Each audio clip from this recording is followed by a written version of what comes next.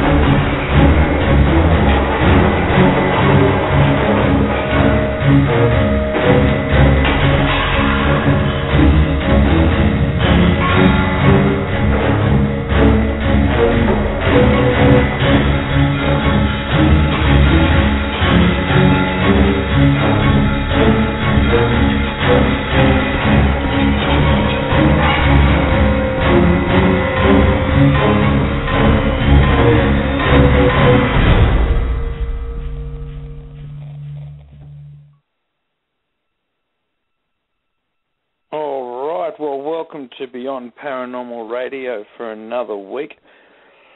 We seem to be having a few technical issues with Blog Talk today, but hopefully that won't last too long. And also, if you want to come to chat, go to beyondparanormalradio.net. We're also having issues with that at the moment. Hoping to rectify that within the next couple of weeks. Plan on putting in a new chat site that was actually going to work properly. For some reason, this one doesn't really operate all that well. I just got kicked off it just then. So yeah, hopefully we don't keep having these issues today. Anyway, we've got a great show planned for today. We've got demonologist Jerry Williams calling in, and we're going to discuss all things demonology today. Hopefully, Jerry will call in soon. He just messaged me and said he's running a little bit late, so we'll just sit here and see how we go. But anyway, as a demonologist myself, I always look forward to these sort of shows that we can jump in and have a bit of fun here as well, talking about all the things of demonology. Yeah, okay, chat's been a pain, so that's not going to happen today. Just waiting for Taryn to call through as well.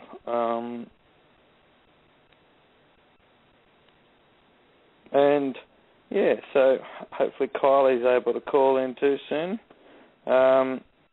What we might actually do, we actually might have to look at some of the EVPs that we looking at. Actually, is this... Hello, who's there? Is this Brett? Gary, how you doing, man? How you doing? Good, mate. Sorry about that. Everything's been a bit of a mess on here. We had technical issues with Blog Talk going this morning. The chat site's not working properly, so the start of the show's a bit of a mess today, but we'll get there in the end, mate. Yeah. Sometimes that chat room never works on Blog Talk, but that's okay. Yeah, well, I've also got a chat site on my website too, but that's not working either today. I mean, I can't even get into my own webpage. How pathetic's that? Okay. That is weird. signed to my own chat site and says the name you've entered is already in use. So if you're in my chat site and you're using my name, get the hell out. Yeah. But anyway, welcome to the show, man. Well, thank you. I'm glad to be here. Yeah. Basically, I wanted to have you on today because basically I've been hearing a lot on Facebook, especially lately, that people are saying that there's too much talk about demons on everything, and I don't know, between you and me, I think there's actually not enough talk about demons around the place. So I wanted to kind of have you on just so we could talk a little bit about the way demons kind of operate, because I think people completely miss the point when it comes to demonology. Yeah. They do. I think a lot of people get it really confused. I think they think, most people think demonologists are devil worshippers, or they think that when it comes to demons, that we're sitting over there doing some kind of some kind of ritualistic, seance or something to have a demon come through. But that's not what it is, and it's definitely not like Hollywood. But I think that's why people are really misconstrued. I think that, me personally, I believe that the paranormal, even in the paranormal, I think that even paranormal teams should go through some kind of, training or something, that would allow them to know that, what a demon can do, if you were to encounter one, on a location, and, because people don't have no clue. People go in. No. You get a date. I'm not saying paranormal people are bad. I don't, because I support it. But I'm just saying, we got to think about that for a minute. When somebody walks into a location, they turn on a EVP session or a spirit box or something like that. How do they know that that's not some kind of a demonic entity? They have no clue. What they do is they just say, "I feel that it doesn't feel bad, so I know that it's okay." It's like, how do you know? You can't just go by feelings. But are demons attacking everybody on every single case? No, that's not how it works. But they are out there, and they are they're active. You and I both see them, and I think that people don't realize there's a couple demons that are becoming more more famous as far as more attacks happening, and so everybody goes, well, we keep hearing these certain demons pop up. They're like, these certain 3 or 4 different type of demons that should pop up, and there's like thousands upon thousands of them. Why don't we hear about them? And the thing is that, there's a pattern starting here. Do we know what it is? There's got to be something happening. Why would we, continue to see the same demons? So, a long time ago, we used to see, believe it or not, but years ago, there used to be different types of demons that would pop up. But in the last 4 to 5 years, we've been seeing, 3 different demons that are more significant pop up, and they're becoming, they're becoming very popular. And I think people are starting to realize something is wrong. Something's going on. You've encountered a demon as well, so. Yeah, well, I think I've spoken to quite a few people out there, and I've sort of said, spoken to a lot of paranormal groups out there, and said, well, we've never seen a demon, so why would we think that demons even exist? And I think the issue out there, I think, is that a lot of people are out there actually just looking for this horrible-looking thing with horns and a tail. Right. When they're looking for a demon. Right. Again, that's Hollywood's version. They're like, we're going to look for this, 6'1" guy that, has like half body of an ox and, half body of a human. That's not what they look like. They look just like you and I. You got to look at it. Their interpretation of what they do. First off, what is the real reason? How did demons first get here? Well, there's many different cultural beliefs, but if we look at the Judeo-Christianity way, which is probably the most common, demons fell from heaven. The fallen angels, Galatians, they talk about the war in heaven breaking out, and demons being, of course, Lucifer being, kicked out of heaven and rebelled against, pushed to earth. And it doesn't say they were, rebelled and pushed out to hell. They said they went to earth. So they're here, they're on this earth to basically look for somebody. And, they don't go out and prey upon people going, let's see which person's going to, but people invite them in. And the invitational process can go from a long variety of ways. And people don't, but that's what it is. They fell from grace, they fell from heaven. They don't like God. They hate God so much that first off, he liked humans. He made us in his image and likeness, and they cannot stand that we have his, we are made in his image and likeness, and we have free will.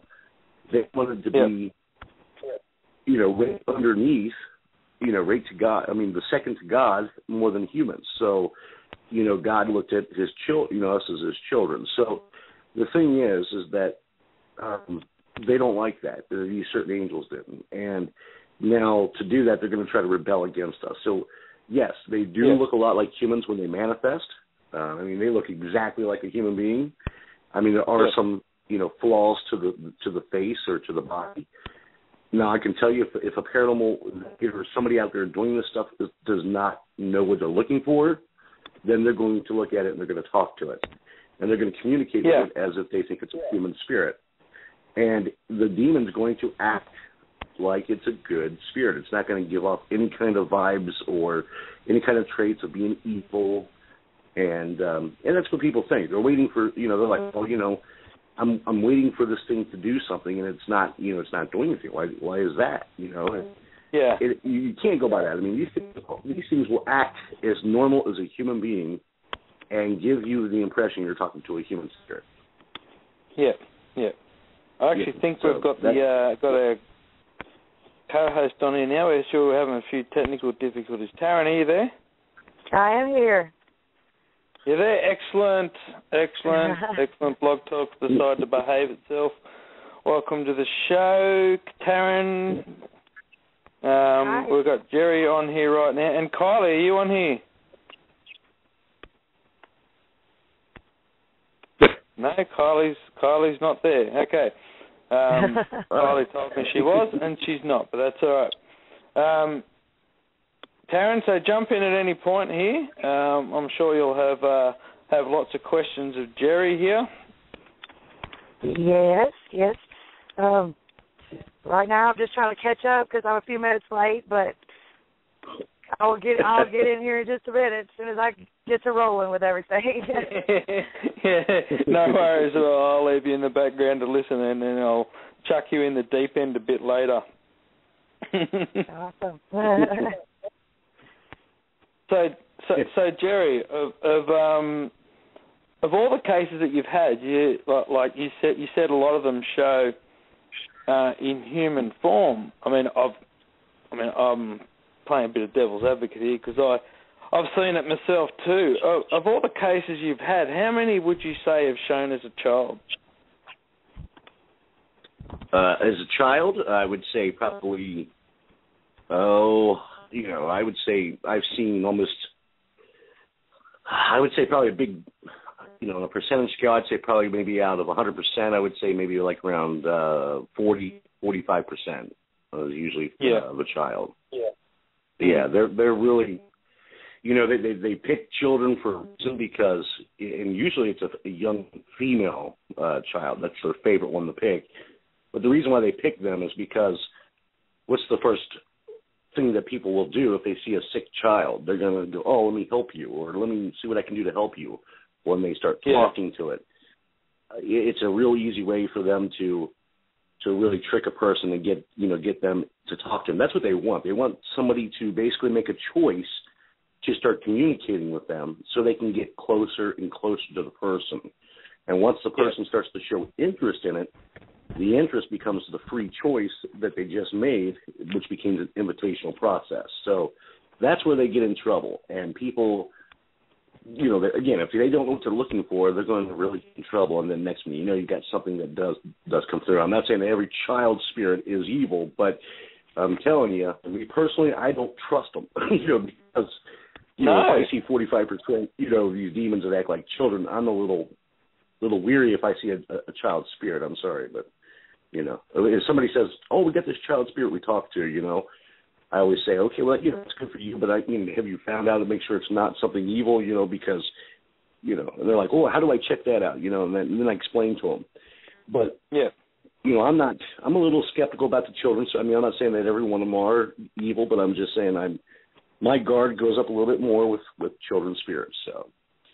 Yeah. Well, just on the case I had on the weekend, which this case too, because it's our both of us know this one very well.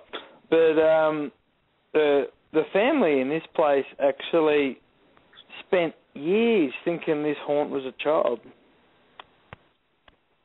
And then when I first went in there, I said to them, "I don't think what you have going on here is a child," and did some recordings and caught some absolutely disgusting, horrible voices. That's the only way I can really put it.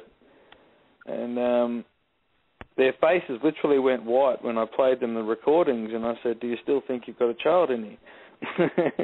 So they soon changed their tune when they heard the voices. But this was a really, really scary situation. The fact that they were actually talking to this thing like it was a friendly haunt. Right. Yeah. And it is kind of interesting when you get to play back an audio clip and you're like, "Now, what do you think? Do you think a little innocent child talking to you?" It's like, there's a lot more deeper, a deeper part of them that you just don't know what's on the other side.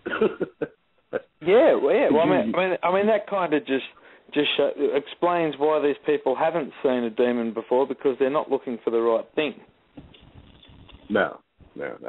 You know what? And that's funny, because I think that's a big deal that we deal with the most, and that's to me, I think that's the there's so many people out here doing this stuff that technically, I'm going to be honest, I think there's been a rise in the demonic field, and I think there's a rise in the demonic field because there's a lot of people out here that are inexperienced, that are, going out and they're talking to anything that they can. They just want to flip on a recorder. And there's a guy that I'm working with right now. He's got a case, and he is a paranormal investigator. He likes his spirit box. He loves the spirit box like it is.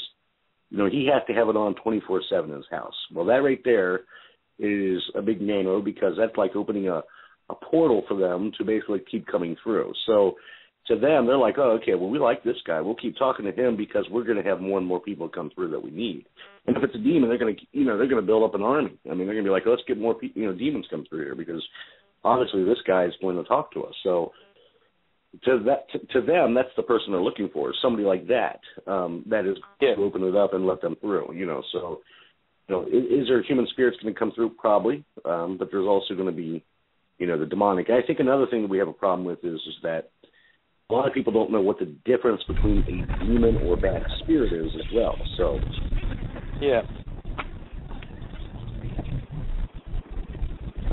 down on there.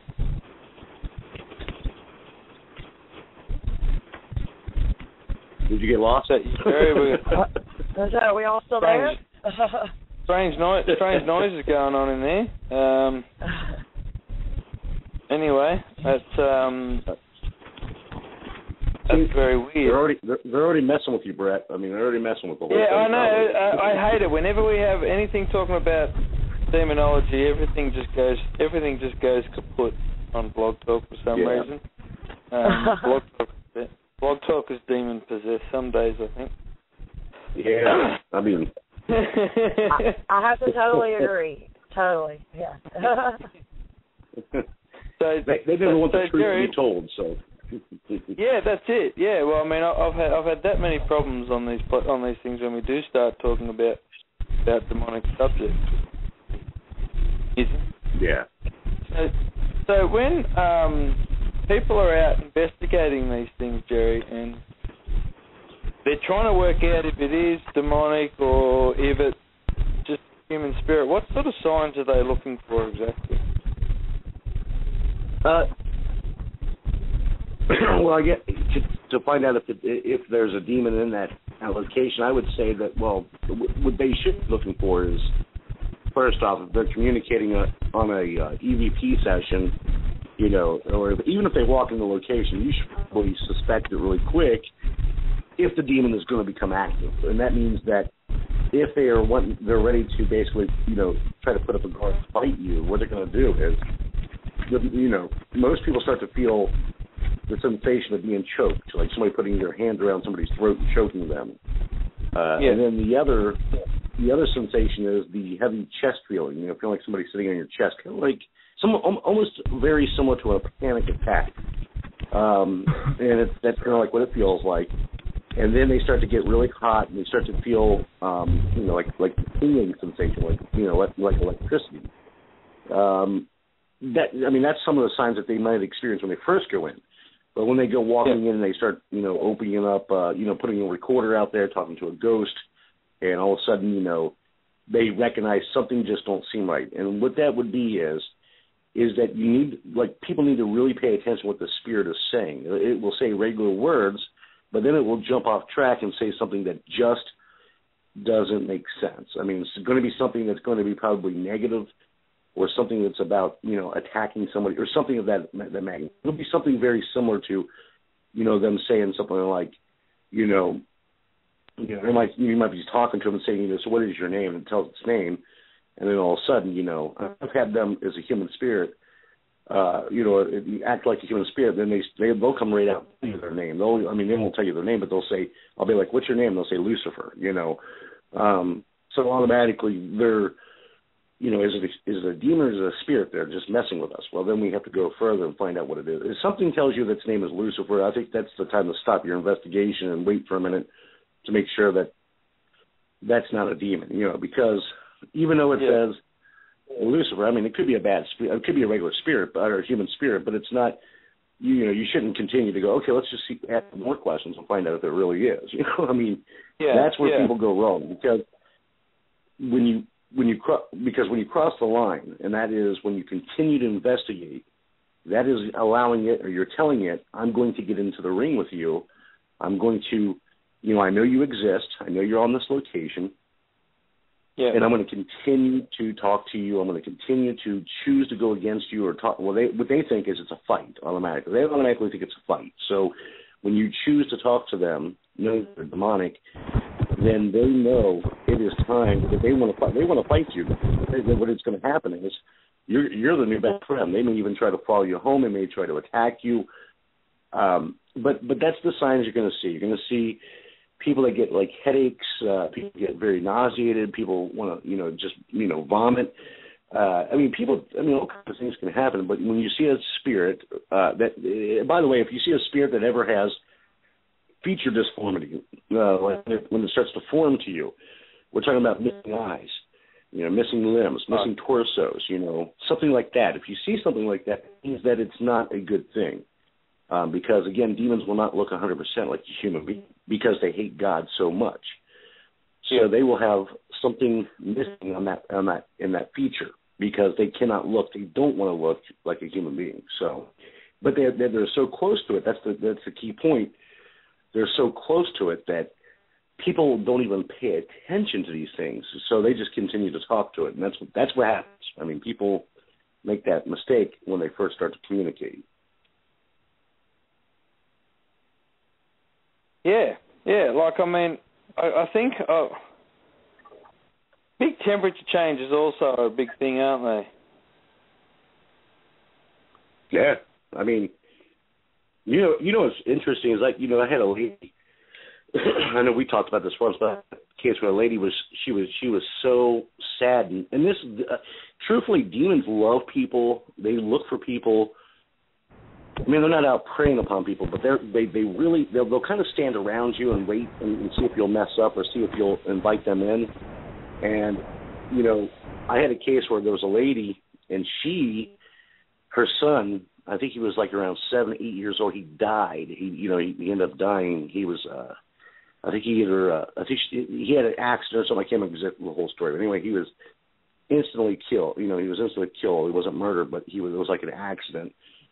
I think it was vehicular. Anyway, she was so despaired over his death that she went out, got she had EVP sessions. She was, putting recorders all over the house.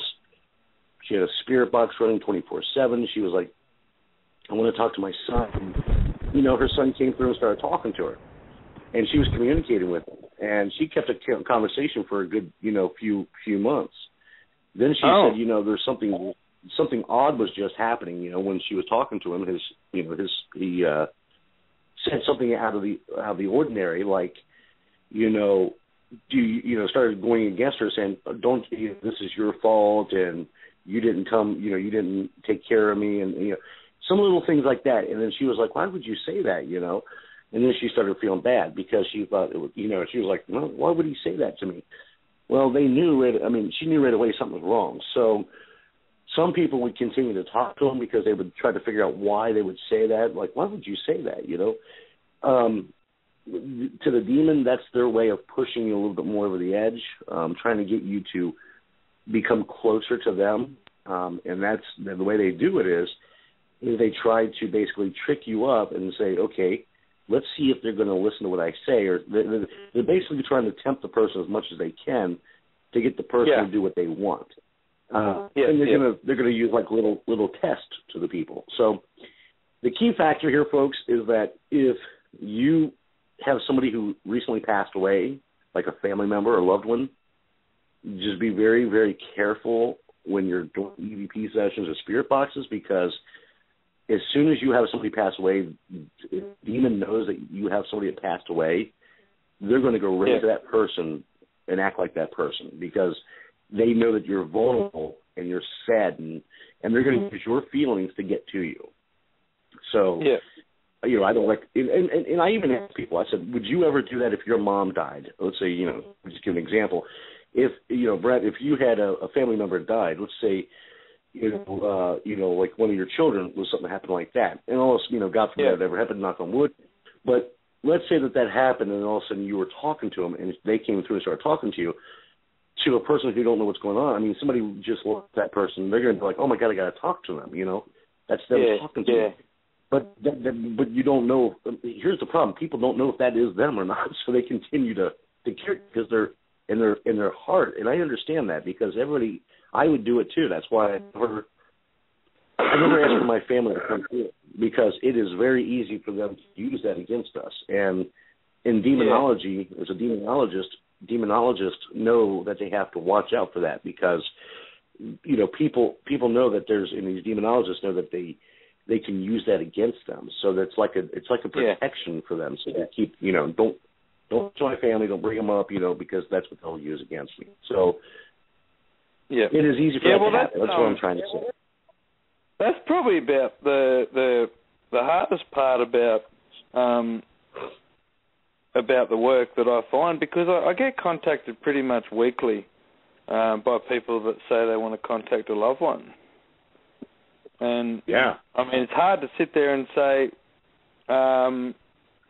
it's probably better if you don't. And and explaining the reasons why. Because when it comes down to it, you don't know who you're talking to. Right. And that's some people listen, some don't. And I mean, I've had a couple that haven't listened, and they've had quite a few complications since actually doing it, which is quite sad, because they're having a hard time anyway. They don't need anything like this on top of it. But on that temperature one I was talking about before, I had an investigation the other week actually where I actually downstairs felt pretty normal, and I thought, well, I asked them where most of the activity was, and they said it was upstairs. And I walked upstairs, and when I did, the temperature up there, I think, went up about 25 to 30 degrees, I reckon, when I went up there. It was like struggling to breathe heat. And that's when I kind of realised that we were onto something pretty mean in there. And so that's why I always say, if temperatures go up in extremes like that, you can pretty much guarantee that what you have is probably demonic. Yeah, definitely a temperature increase. And that's something that, again, people don't pay attention to. They just, they think that it's just something normal. I've seen people, you go into a house and, they have all this activity going on, but then you look over, a demonologist is going to go and inspect certain areas of the house. I mean, they're going to look at the attics and the basements and stuff like that. They're going to look around. They're going to look for, for activity. And what it is, it's the, the places where the demons like to basically to stay. It's their habitat. That's where they want to stay and live. So they're very easy to be undetected in those places. But and again, it's something that people don't. Again, they see stuff on TV and say, okay, I got 3 scratches, and I've seen people actually scratch themselves and say that they've been scratched by a demon, and it's like, okay, but as a demonologist, we know what we're looking for. We know what area they do it at. You can't, So again, people, they feel they can trick a demonologist. Demonologists who are experienced demonologists know what they're looking for. I mean, they're not going to sit there and go, and again, there's a lot of, we take every case serious because that's just what we do. I mean, we have to take it serious, but, we find out, we do investigate to find out what is real and what's not, so. I think that's where the mental illness part comes in, isn't it? Absolutely, right. I mean, yeah, because I remember, and I think this is probably the trickiest part for a demonologist, because I think the first class I ever did with you, Jerry, I think you made a statement where you said, why would a demon throw you out a window like in Exorcist when he can make you mentally ill and make you do it yourself? Right, absolutely. And I think that's the part that I've struggled with ever since. Like, how do you tell the difference between mental illness and possession? Yeah. And hard. I'm guessing that there is actually a line in there where they partially cross. Yeah. Right, because you got to think the demon's messing with them mentally. So there is a mental issue that does occur with it too. So yeah. Oh, we actually have a caller in. Jerry, I'll just unmute her. Welcome to the show, Yasmin. Hi, Brett. How you going? Good. I understand you're doing some of Jerry's classes now too.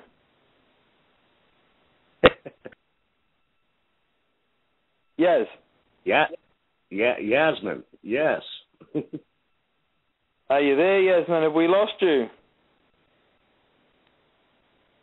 Yes, we have. Yasmin called in on Skype. So Skype rears its ugly head again. I'll unmute her. I'll mute her and unmute her again, see if that helps. Blog Talk's not working for us today. Yasmin, are you there?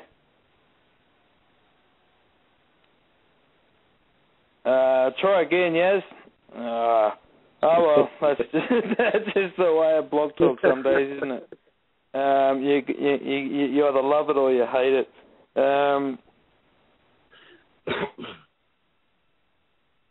Anyway, where were we up to? I just lost my train of thoughts then.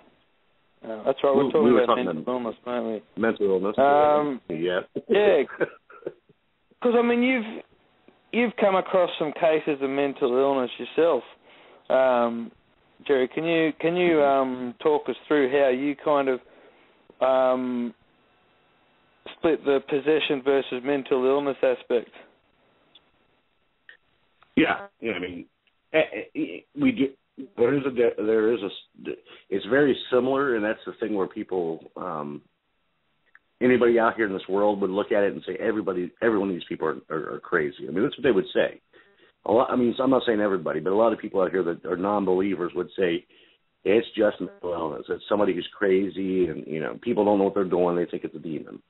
It's the first thing that usually pops up. I mean, from somebody who doesn't believe, or somebody who's a psychiatrist or psychologist, the first thing that'll pop up is, it's somebody that's crazy, but it's not. I mean, they are suffering from, a mental attack, but it's not, a mental illness. Here's what happens. We do have people out there that have schizophrenia. We have people out there that have psychosis and stuff like that. But there is a point where people see, a demonologist would see, when you go into a location or somebody is mentally ill, or let's say that they're saying they're possessed. We have to do a background research. When you first go in, before you even go, you're doing a research on the person. You're finding out if they are, have had any kind of mental illness. Now, that doesn't suspect, if I see somebody has mental illness, I'm not going to go, okay, well, that guy's just, crazy. I could do that. That's not what we do. Because somebody can actually suffer from mental illness, and a demon can actually be attacking them. And demons love people who are mentally ill because they can hide behind them, and their signs are hidden, because everybody would go, oh, that person just, they're crazy. So they can do whatever they want to do, and they love it. They think it's great. So the cross between the two is when you see somebody who is mentally ill, where if somebody is mentally ill, they're going to have the traits. But if somebody is possessed, they're going to have the same traits as, very close traits to the mental ill people, but they're going to do something different. They're going to be speaking languages they've never spoke of before. We're talking about, fluently speaking, Latin, and, this person's like, well, they never ever spoke Latin before, they're going to basically levitate. This can happen too, where they levitate off the ground, off of a bed or off of a chair or off the ground. And they're levitating. That's not a mentally ill person. I'm sorry, but, this is not, Chris Angel, that's nuts or something. It's somebody that is actually, has a demon possession, So you're going to see stuff that you've never seen. People see things where people get, have scratches, and they say, well, that person did it to themselves. But when you see words come from the inside of their skin out, pushing through like it's bleeding inside out, that that's not mental illness. They're very similar, but there are differences that we're looking for. And as you took the classes, that we do a series of different type of tests to find out if that person's truly possessed. And when we check out to see if they're possessed, we're going to do a few different type of tests and see if that person, if they're truly possessed, they're going to pass these tests. If they're not possessed, they're not going to pass. It's a test that is effective. Demons know. Demons use these. Demons will fall into that trap just as much as anybody falls into the trap of the demon. So it's something that they do. There's just certain tests that they perform to try to find out. Using the holy water test, using the hidden test, hiding something and asking the person, asking the demon basically, what are we hiding here? Demons will usually tell you what it is because they love that trick. But that's usually what we do. We look for that. And mental illness, folks, yes, it looks just like it. There is a line. But I do recommend, you probably have heard this before from me, but in demonology classes, as you get into the advanced classes, like I have at the school, the further you get into the advanced classes, you start to learn a little bit more about psychology. And the reason why that is because we want the demonologists to know a little bit more about psychology to know the basic terminology and knowing what they're looking for. So, so that way, if something happens, then they're aware of what psychosis is, what schizophrenia is, and knowing the difference. And I think that's important. Yeah, well, I think we got Yaz back on the line. We'll give her a go. Yasmin, you're back. Yeah, I'm here. I got hung up on. Oh wow, it's working now. How are you finding all the classes anyway? Oh, I'm absolutely loving them. Absolutely loving them. Like I've said to my husband, because I've been out of the church for so long, as you probably already know, Jerry. And I've just gotten into the church again in the last couple of months.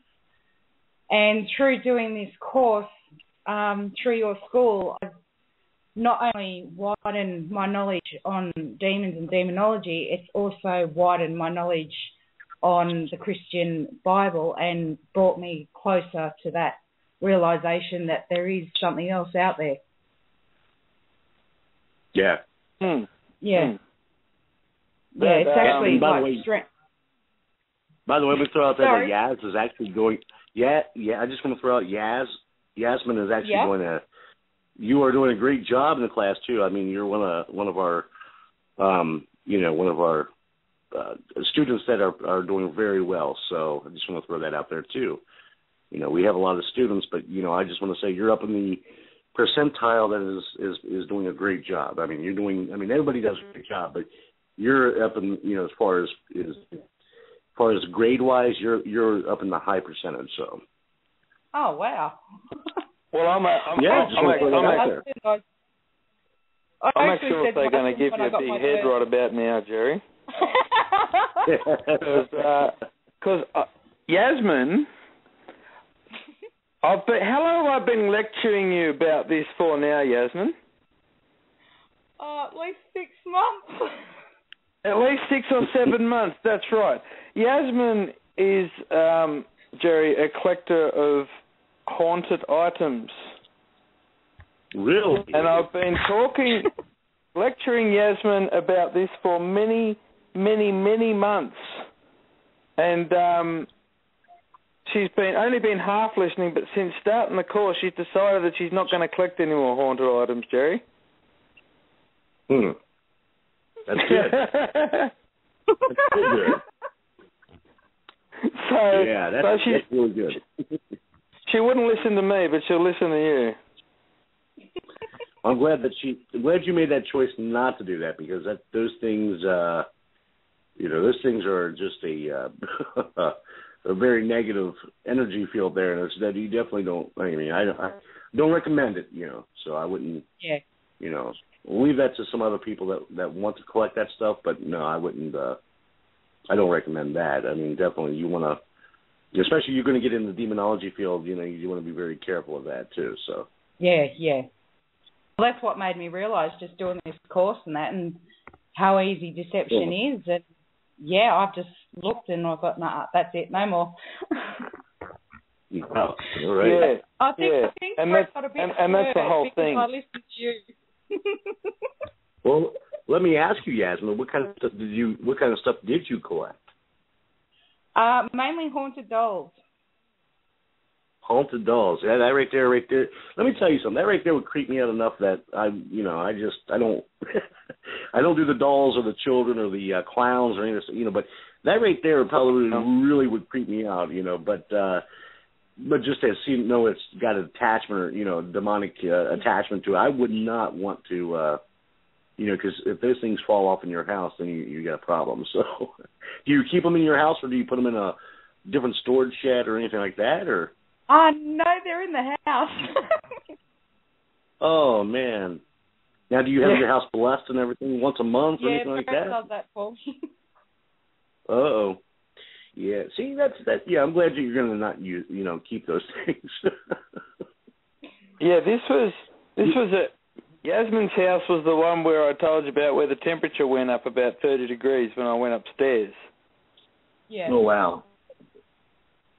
So I would say, put all that stuff in a big box, and I'd put all that stuff in a big box and send it over to John Zappis. John Zappis probably like that stuff. Yeah. Yeah, he probably. I could always give you Elizabeth, Brett.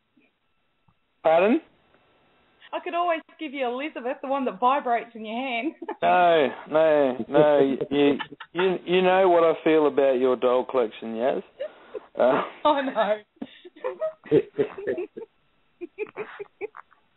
Do you mind?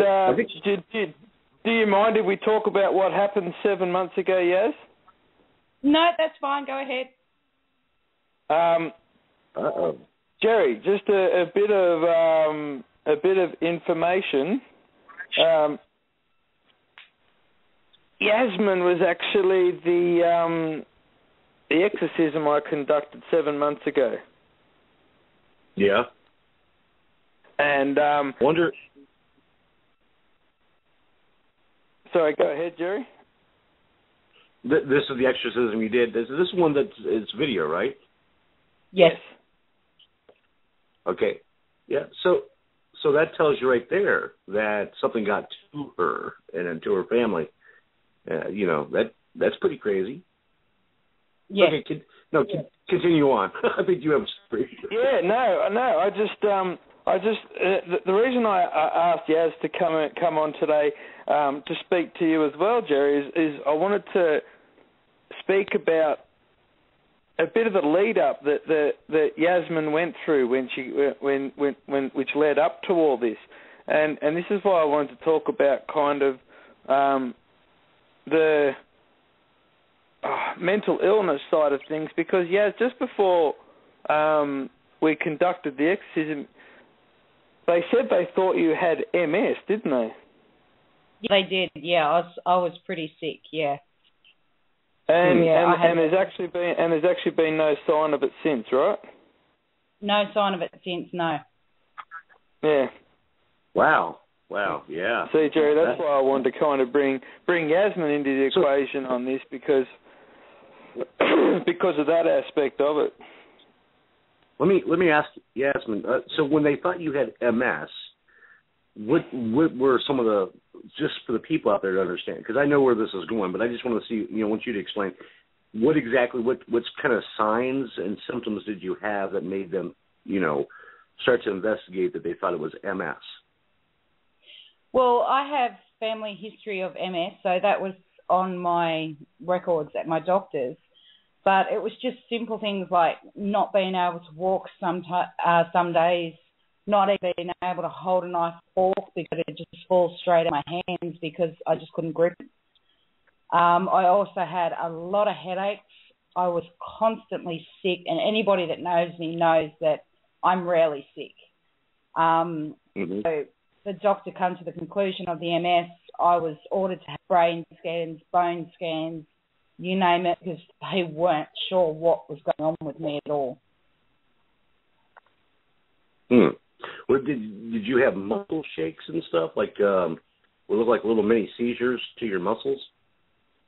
Well, apparently when I was asleep, my husband said to me that it mainly happened in my legs. My legs would jut out for no reason in my sleep.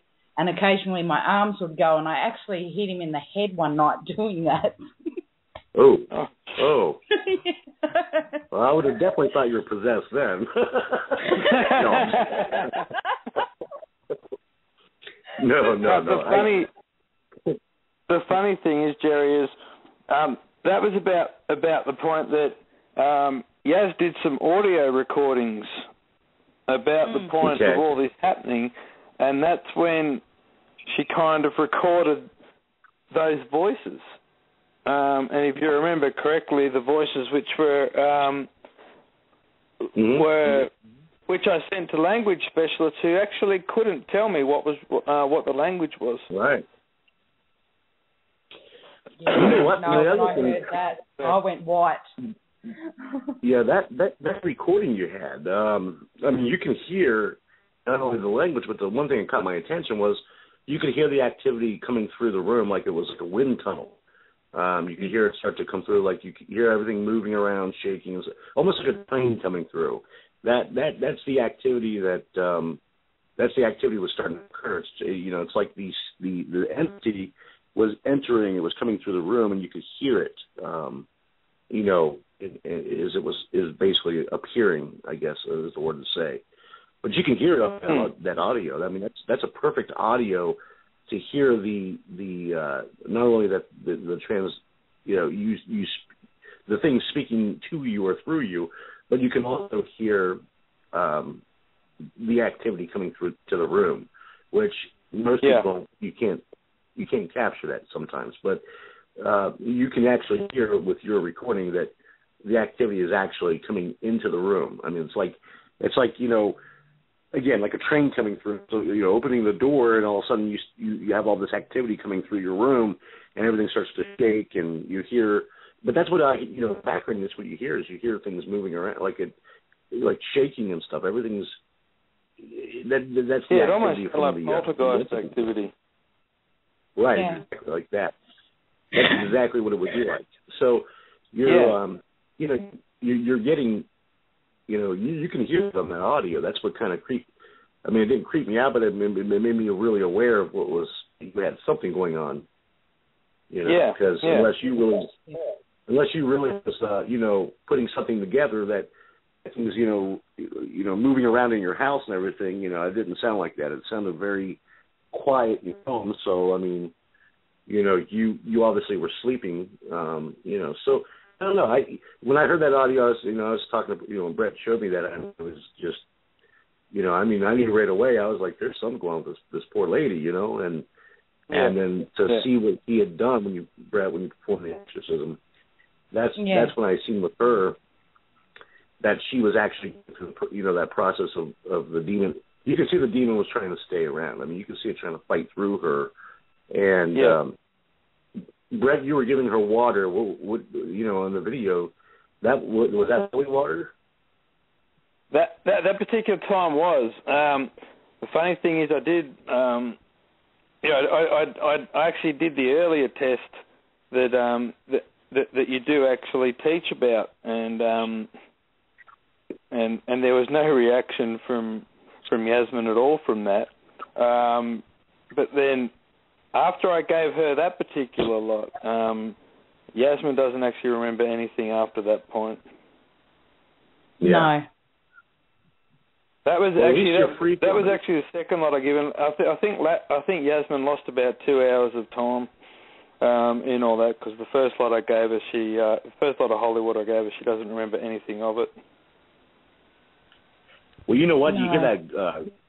Yasmin, you hear that gutter. I mean, I'm sure you probably went back to listen to it, and you probably was kind of, I'm sure you were kind of, trying to figure out what happened there, and you were probably I would have been kind of creeped out myself. But the thing is that, I'd be like, is that what came through me?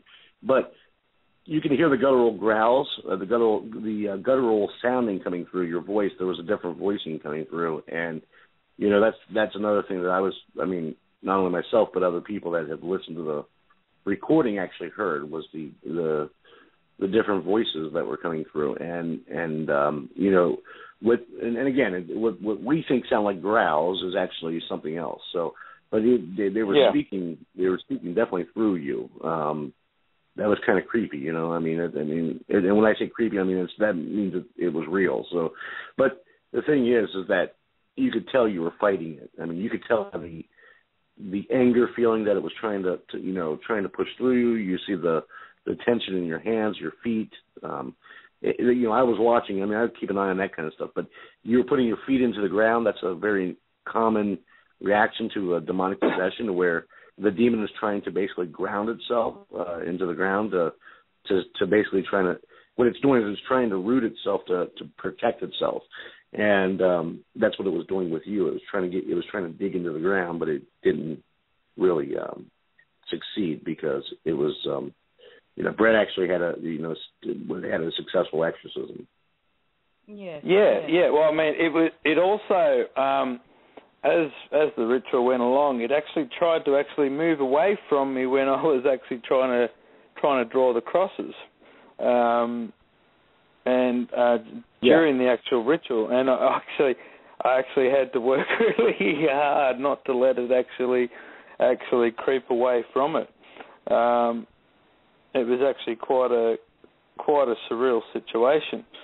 But I think most importantly, like Yaz, we as you know, we traced it back to the collection of 2 items that you had collected at the same time. Do you remember what the items were? Yes, I do. They were... Jerry will roll his eyes over this one. They were a second-hand satanic rituals book and antique Ouija board from the 60s. Second-hand as well. And Yaz, do you want to sort of explain to everybody the kind of... because that sort of signalled a real downturn in your life. Can you sort of go through exactly what that downturn entailed? Oh, well, it started really simple at first, just illnesses, headaches,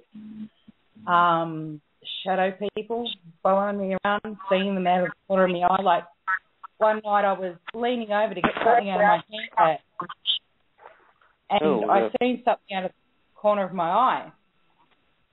And I thought it was my shadow because the light was on behind me, and I thought it was my shadow. If I didn't pay any attention to it, leant down again and looked, and I realised that what was behind me wasn't actually bending over. And I had this really tall, he was almost 7 foot, shadow behind me. And just mechanics with a car. Like one day I told Brett we were out and about and we come just to a set of traffic lights and the car just died, completely died. There was no reason for it to do it and it just died at the traffic light. One day we were going through a roundabout and a car come absolutely nowhere and nearly collected the front end of the car. And just the anger that was with it. I didn't personally see the anger, but those around me noticed a massive change. Even my brother, who lives in Queensland, that I hadn't seen for almost a year, he rang me one day and he said, "Yaz, are you okay?" And I said, "Yeah, why?" And he goes, "You sound different. You sure everything's okay?" And I said, "Yeah, as far as I know, everything's okay." Even he could pick it up, and he is basically a 4-hour flight away, and he could pick up what was going on. Yeah, just stuff like that, really, yeah. Gary, that's pretty stock standard stuff, isn't it? Yeah. I mean... It's not something I want to go through again, let me tell you. No. Yeah, that's... And like I said to Brett, because my old religion, he said to me that people who were that have never really made it through an exorcism. And I turned to Brett a couple of weeks after it had happened and everything had died down because Brett kept in constant contact with me. I said to him one day by a message, I said, I was saved for some reason and I want to find out what that reason is. And I stumbled across this demonology course and I thought, well, that's got to be it. So, yeah, that's why I've signed up and started doing the demonology course to basically turn a thing that was so negative into such a positive and help others that were like me. Yeah. That's a great thing. Yeah, because do you mind me saying what religion you called yourself, Yaz? No, go ahead. No, that's fine. Yasmin was a Satanist. And Jerry, I think it was you that actually told me that exorcisms with Satanists don't usually go that well. Yeah. With Satanists, again, it's the with an exorcism. A lot of times, the minister, the priest is expelling the demon from the person, but sometimes it's hard to expel the demon because the person holds on to the person in the, their body, which is their spiritual part of them, holds a grasp to, like it's almost like saying, I got to hold a clenching to this, because I believe that, I want to stay with this, or there's something in their body that wants to basically draw it still to them, a magnet. So it's kind of hard to demagnetize the demon from that person, and sometimes that they don't go as planned, and these can take a long time. Sometimes it could take, and again, like I said, you could expel the demon for just a moment, and then all of a sudden it can come right back, and this is where if the person goes back to their old habits, or they go and try to find some way of changing everything, then the demon can come back and really start to become stronger than it was before. And you remember that's in the Bible, one leaves, seven come back even more evil than the first. Well, that's exactly the same. I mean, that's what happens. You take one out, and if they come back and return, they're going to bring, seven more that are even more worse than the one there. So that's why. I mean, it's that's why we have to tell people after they're done with an exorcism. We have to tell them you have to change your life. You have to change your life. Get back into society, adapt mentally, physically, and spiritually, and that because when you're going through it, like Yasmin, how long were you being, for example, Yasmin, how long did you have this going on? It was started. I think it was about February that year, and it wasn't until May that I actually spoke to Brett about it. And then Brett told me. You that stuff a few years before, hadn't you? Yeah. Yeah. So it had been a good few years that you had that stuff. Yeah. Yeah. That's what I was trying to figure out. So she had the activity beforehand. So it's been a few years, right? Yes. So, and that's what I'm trying to say. So you went through so many years of stuff, this demon attacking you, this demon coming through you, and basically, going through a different process. I mean, your lifestyle changes and everything because you wake up at night, or you hear things, or you're being physically, mentally, and spiritually attacked. So the demonic oppression that's the terminology to use. When the demon is oppressing you, like it's doing, it takes a while for it to basically, to shake loose. So, after you're done, after the demon, is expelled, after it's gone from oppression to possession, and then, Brett comes in the picture and, of course, expels the demon from the person. What happens is that, you have to adapt back in society because your lifestyle has changed. So you're going to want to change that lifestyle back to where, you don't want. You know what? I know this is a bad way to say it because everybody's going to say something about. I know. There's weird people out there that say all kinds of stuff about it. Like, oh, look at that. He said it this way. But I'm going to say it's almost like I'm not ready to say it, but I know there's somebody out there goofy who's going to. When you have it's always the way. There's always one. But when you have, it's like somebody who has, for example, somebody that has a drug addiction. If you take a drug addict and they're cleaned and go through rehab, and you throw them back into the same situation, around the same lifestyle of people and the same, they're going to they probably have a better chance of relapsing. Does that make sense? So in this type of situation, if the person goes back to their old traits, it's very easy for the demon to come back, and it's what's known as demonic relapse, and that's exactly why we say that. So if they have this demonic relapse, then the demon will come back to them, and the demon will end up trying to become stronger. With that? What was that? No, I was going to say that's where the demon will try to basically influence you a little faster.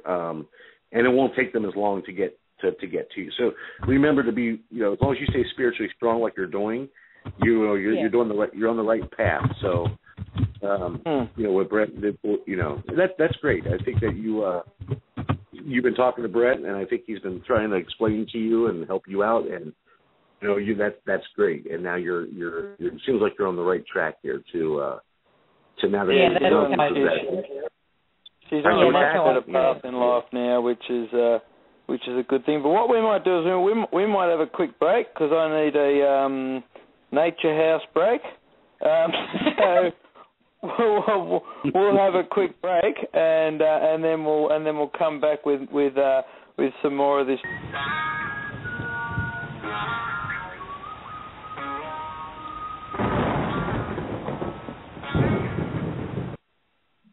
All right, we're back, and we're talking to Jerry Williams, demonologist, and also Yasmin. Welcome back, guys. Thank you. And we've also got Kylie online now too. Are you there, Kylie? Can you hear us? I am. Can everyone hear me? Oh, yes, hi. I can hear you. I am on here too. That's excellent. Good. Hello, is that? Jerry, are you there? Oh, hello. Peanut butter. Have we lost Jerry? Oh, no, I'm here. I'm here. Ah, Jerry's there. Good. Peanut butter? Good. All right. We can hear you fine, Kylie. It's all right. Thank you. All right. So where were we up to exactly?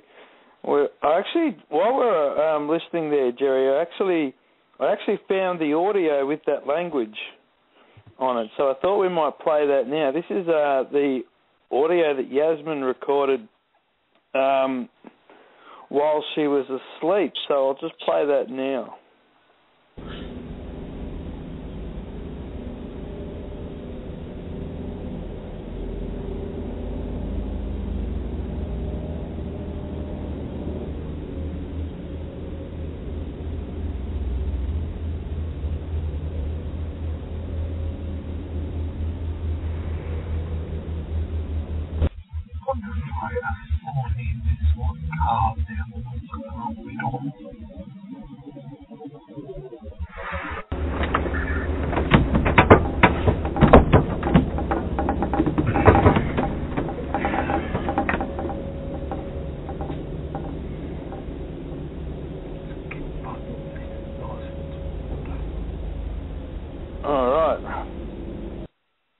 Did you guys hear that all right?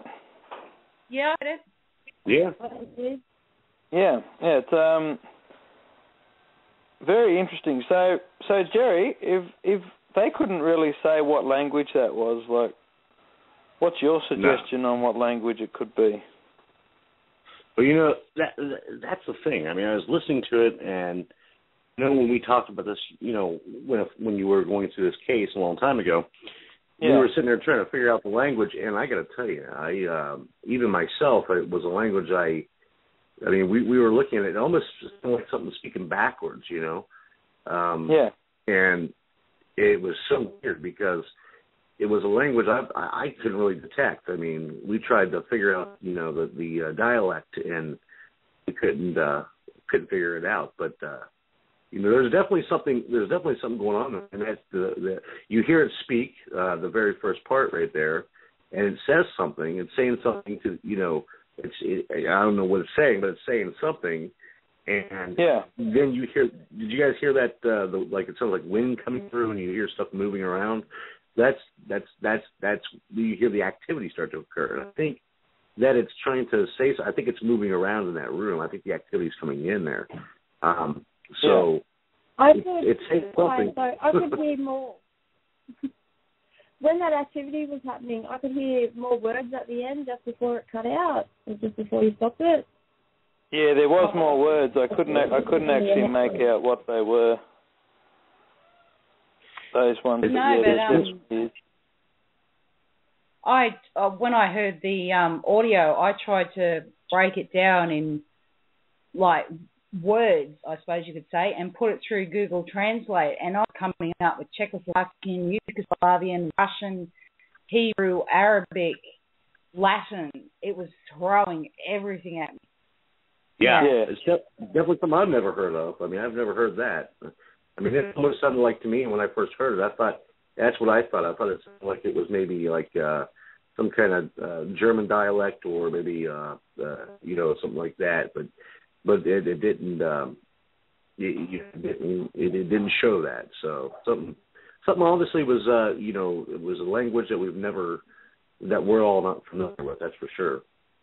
Yeah. The other thing, Jerry, that amazed me a little bit with this particular case was when I first started talking to Yasmin, and I guess the thing that surprised me was the length that these demons would go to actually for us not to talk. Like, I first started talking to Yasmin, and Yasmin will remember this very clearly, but we're talking, we got this it sounded almost like electricity coming through the phone, and it was really loud. I remember that.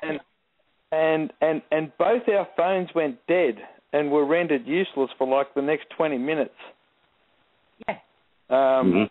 It took me about 20 minutes to actually get back onto Yasmin and start talking again. I think that just shows the extent that they'll go to not to let the person talk to you. Yeah. Oh, absolutely. Oh yeah. They'll... Jerry, in your experiences, what's probably the strangest experience you've sort of had?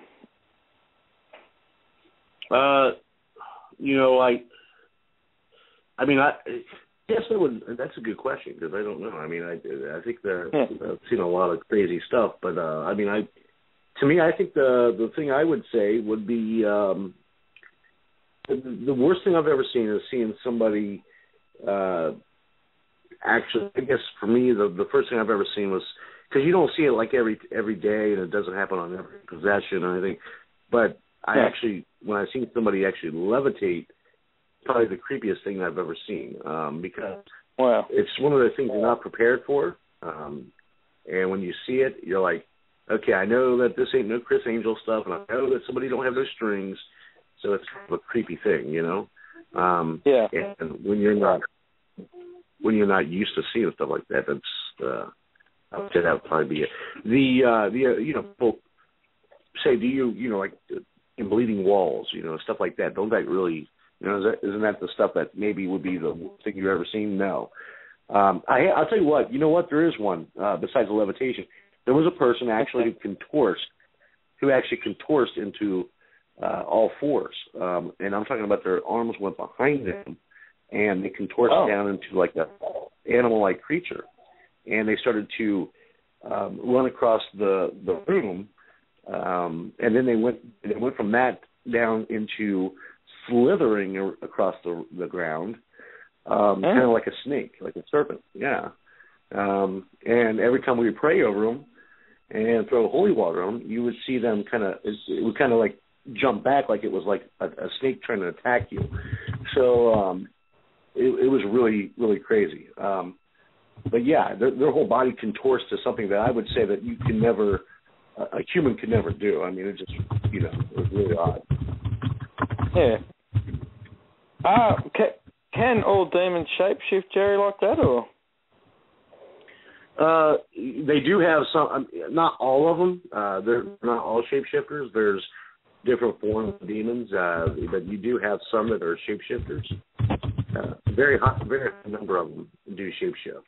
So, and with that in mind, we do have. That's what a lot of people see as shapeshifter demons, where they'll shapeshift into an animal-like creature. Yeah. One of, I think, Yasmin and Kylie have found this really interesting lately, and I also was stunned by this too when I first read about it. When I first heard about it, was the Devil's Bible. Yeah. When you hear the story behind this, you've got to question whether everyone there was tripping out or whether this is a true story. Can you explain a little bit about the story, Jerry? Because it's an absolutely amazing thing. Yeah, that's the Devil's Bible, which is the Codex Gigas, which is very interesting. Here's the thing, and this Devil's, and they have the original Devil's Bible, which crazy enough, it's like weighs over like 186 pounds, which is very heavy. I mean, that's a very heavy Bible. But what's really creepy about it is that it was written by a monk that he apparently got himself in trouble. And I guess in the monastery they lock him up. They put him into like a room, and of course they put them into a room to where they basically are punished. I guess Christian priest punishment or whatever you want to call it. But anyway, he made a promise that he could he could write a new Bible that would change the priesthood forever, and he could do it in one night.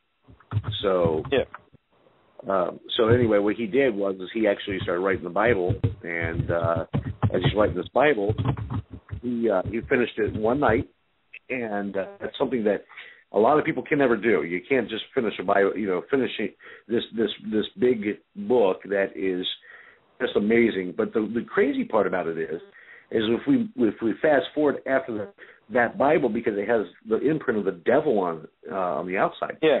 But if we go fast forward, let's think about this. Every person who ever had that Bible in their possession, some tragic situation has occurred. The king who wanted it, said, we're going to take the Bible. We're going to take this devil's Bible because it would give us so much great, power and everything. Well, then his kingdom basically fell. It just caught fire. It was destroyed. And then they put the Bible, throughout the years, everywhere it went, it was the place would just either be engulfed in fire or would be destroyed. Well, then they put it into a museum, or it's like a library, like in Stockholm, and it caught fire and it burned down the ground. Everything in the place burned down the ground except for the devil's Bible. It stayed intact, So, is that odd? Absolutely. The real odd part is that it is said that that Bible is made out of, a lot of different leather, but it's also, what we have heard, is made out of human flesh, which that's pretty odd too, because if you think of a Bible, that's some kind of a Bible that has a binder made out of human flesh, that's pretty scary, because that's just weird anyway. That's not normal. The thing is, they actually did a documentary on this, and they went back to see if this monk wrote it in one night. And when they did that, they went back to look at it. They found out that the monk could have wrote it in one night. I mean, because the ink that they used was a signature. So the ink was exactly from the same monk. The handwriting was from the same monk. And they say that it was written basically one night. That guy would take years to write, and of course it was written in one night. So he had the help of they say from the devil. Did you ever see the Bible? Have you ever looked inside that Bible? The one thing about that Bible is that it has weird ritualistic, like they do prayers and stuff for healing and stuff. And years ago, these priests would use that Bible to basically do exorcisms. It was real weird. They used it. I'm not saying that every Catholic priest. We're talking about the priest of this monastery would use that Bible for exorcisms and healings. And it is, if you ever look at it, folks, you'll know that it's just, I don't know, it's creepy. Well, it's when you have a look at it and you realize that fact that they've done like handwriting analysis and all that, and realize that it was pretty much written in one night. When you see how big it actually is, and there's all illustrations through there too. What? It's a fairly amazing thing, really, when you look at it. Yeah, I mean, and the scary part is they've actually condensed that version of that Bible into a smaller one. So it is like almost like a pocket book. And yeah, they have. They actually, can you believe that they actually condensed it to like a smaller type of book? And what people are doing is that people who want to do a exorcism or something like that, or they want to perform an occult ritual, they will use this book to basically conjure the devil, conjure the devil. So that's what they want, is to try to find a way to, and that's the thing about it. The Devil's Bible is definitely not something that is religious as far as a Christian religion. No. It is definitely something that is back in the 13th century, is back in the Benedictine era, and of course, it's actually part of written in Latin. When you think of the word Latin, think of the terminology Latin, you notice that a lot of times in exorcisms, everything's written in Latin, because a lot of times even the devil or even demons will speak through people fluently through Latin. That is one of the more popular languages they choose. Yeah. Well, I first thought that language that Yasmin was speaking was Latin. Right. At first, and then when came through, it wasn't probably Latin. I then went back to, maybe I spoke to you and you said maybe it's Hebrew. Yeah. Right. Then we went from there, and pretty much in the end it didn't come up with anything, unfortunately, which leaves me thinking if it was Enochian. Yeah. Oh, by the way, that Devil's Bible for speech, because a lot of people are right, but the monk's name, it was they called him Herman the Recluse, like a recluse spider. He would always, basically push himself out to the world. So that's what he came. That was his name, was Herman the Recluse spider. So recluse spider. So, yeah. That's fine. But I just wanted so people were trying to think what the monk's name was. I'm sitting here going, what's his name, man?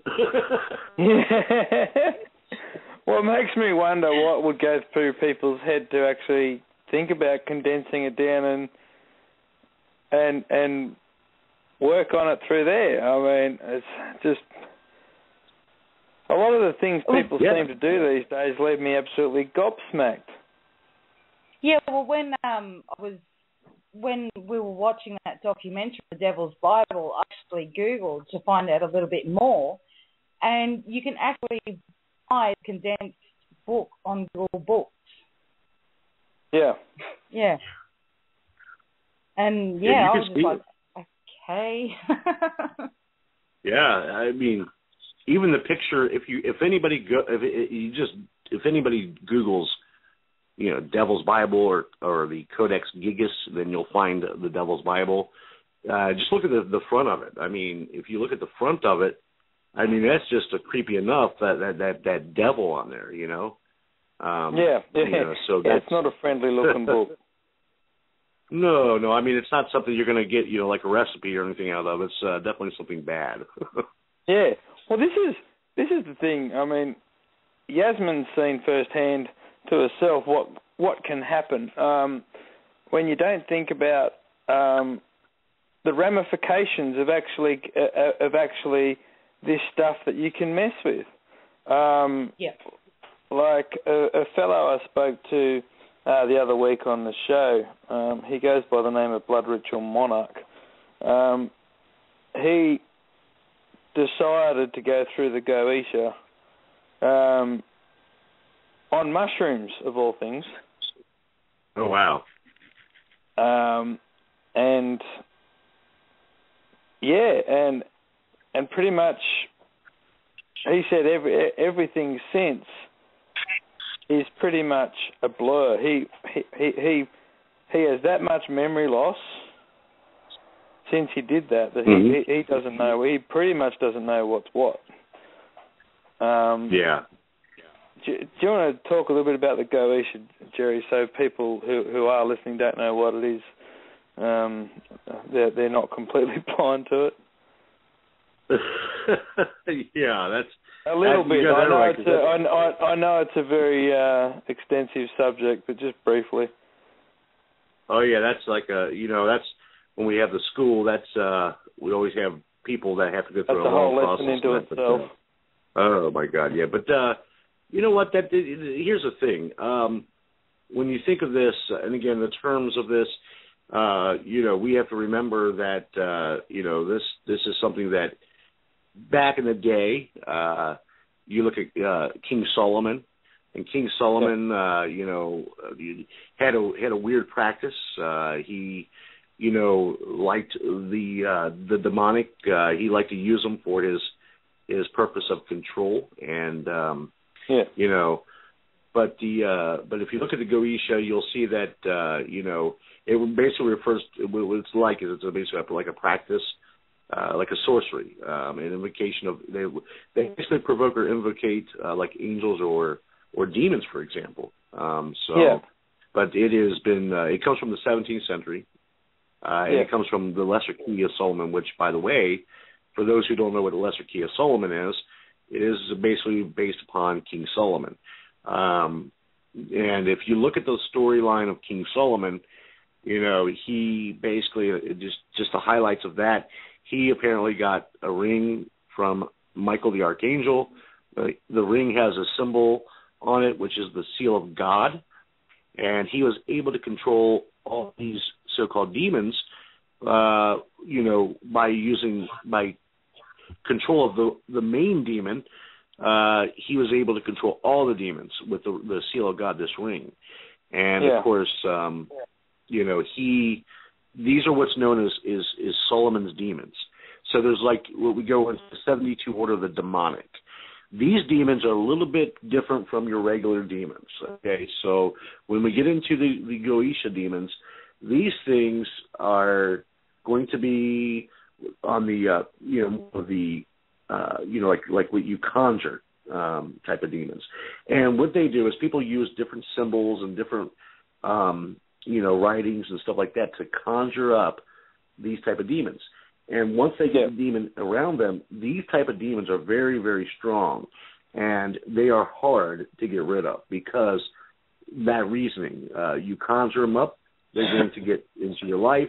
You're not going to get them out of there, man. I mean, I'm talking about, because, okay, demons, you don't like demons anyway. Demons, you get any demon in your house, it's hard to get rid of them. But you got to remember, depending on the person and how they got that demon in there, if you use any kind of form of conjuring or trying to get that demon in there by asking it to come in there, almost like a subjugation, we got a problem because now you have a hold. You have made a pact or a tie with that demon. So now it's harder to get rid of that demon because, there's a part of you that won't let go as well. So that's kind of like what we deal with the Goetia demons. Yeah. Yeah. Because, I mean, you and I have both seen that there's one particular demon on that list that is extremely hard to get rid of, and that's Belial. Yes, that's the one. You've had your own little run-ins with him, and I'm dealing with him currently.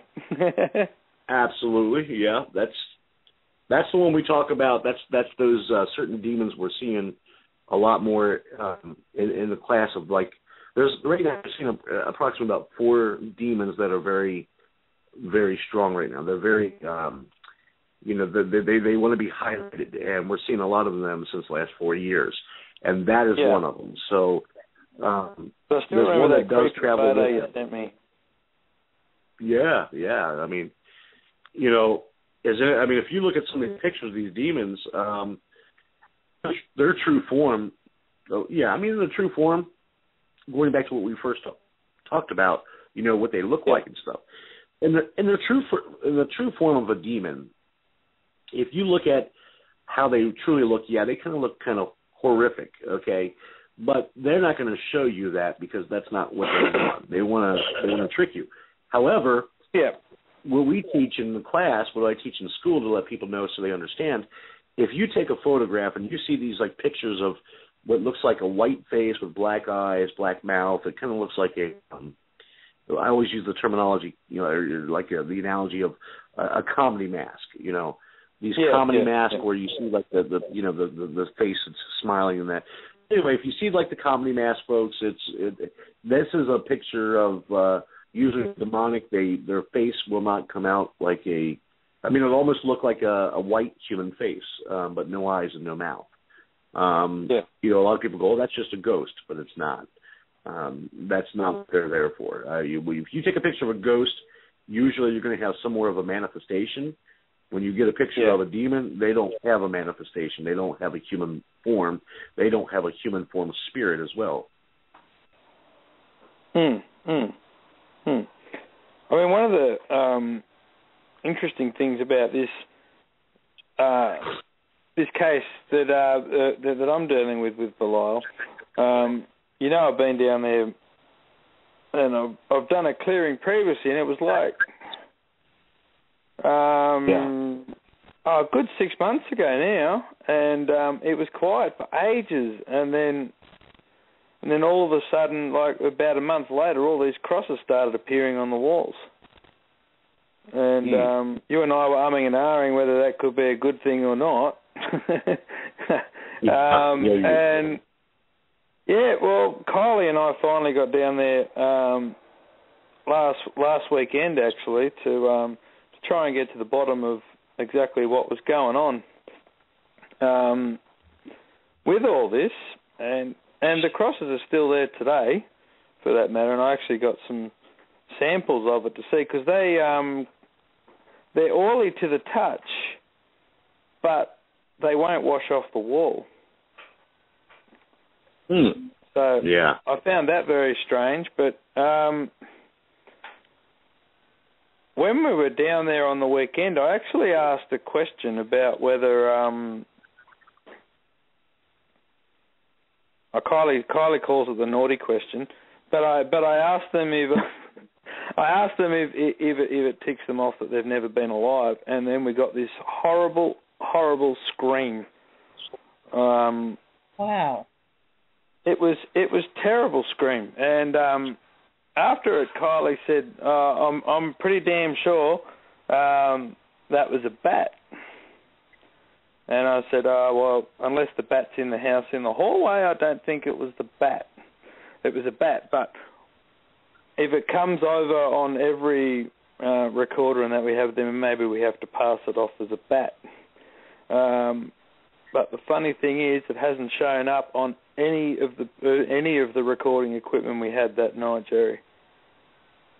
Wow. Yeah.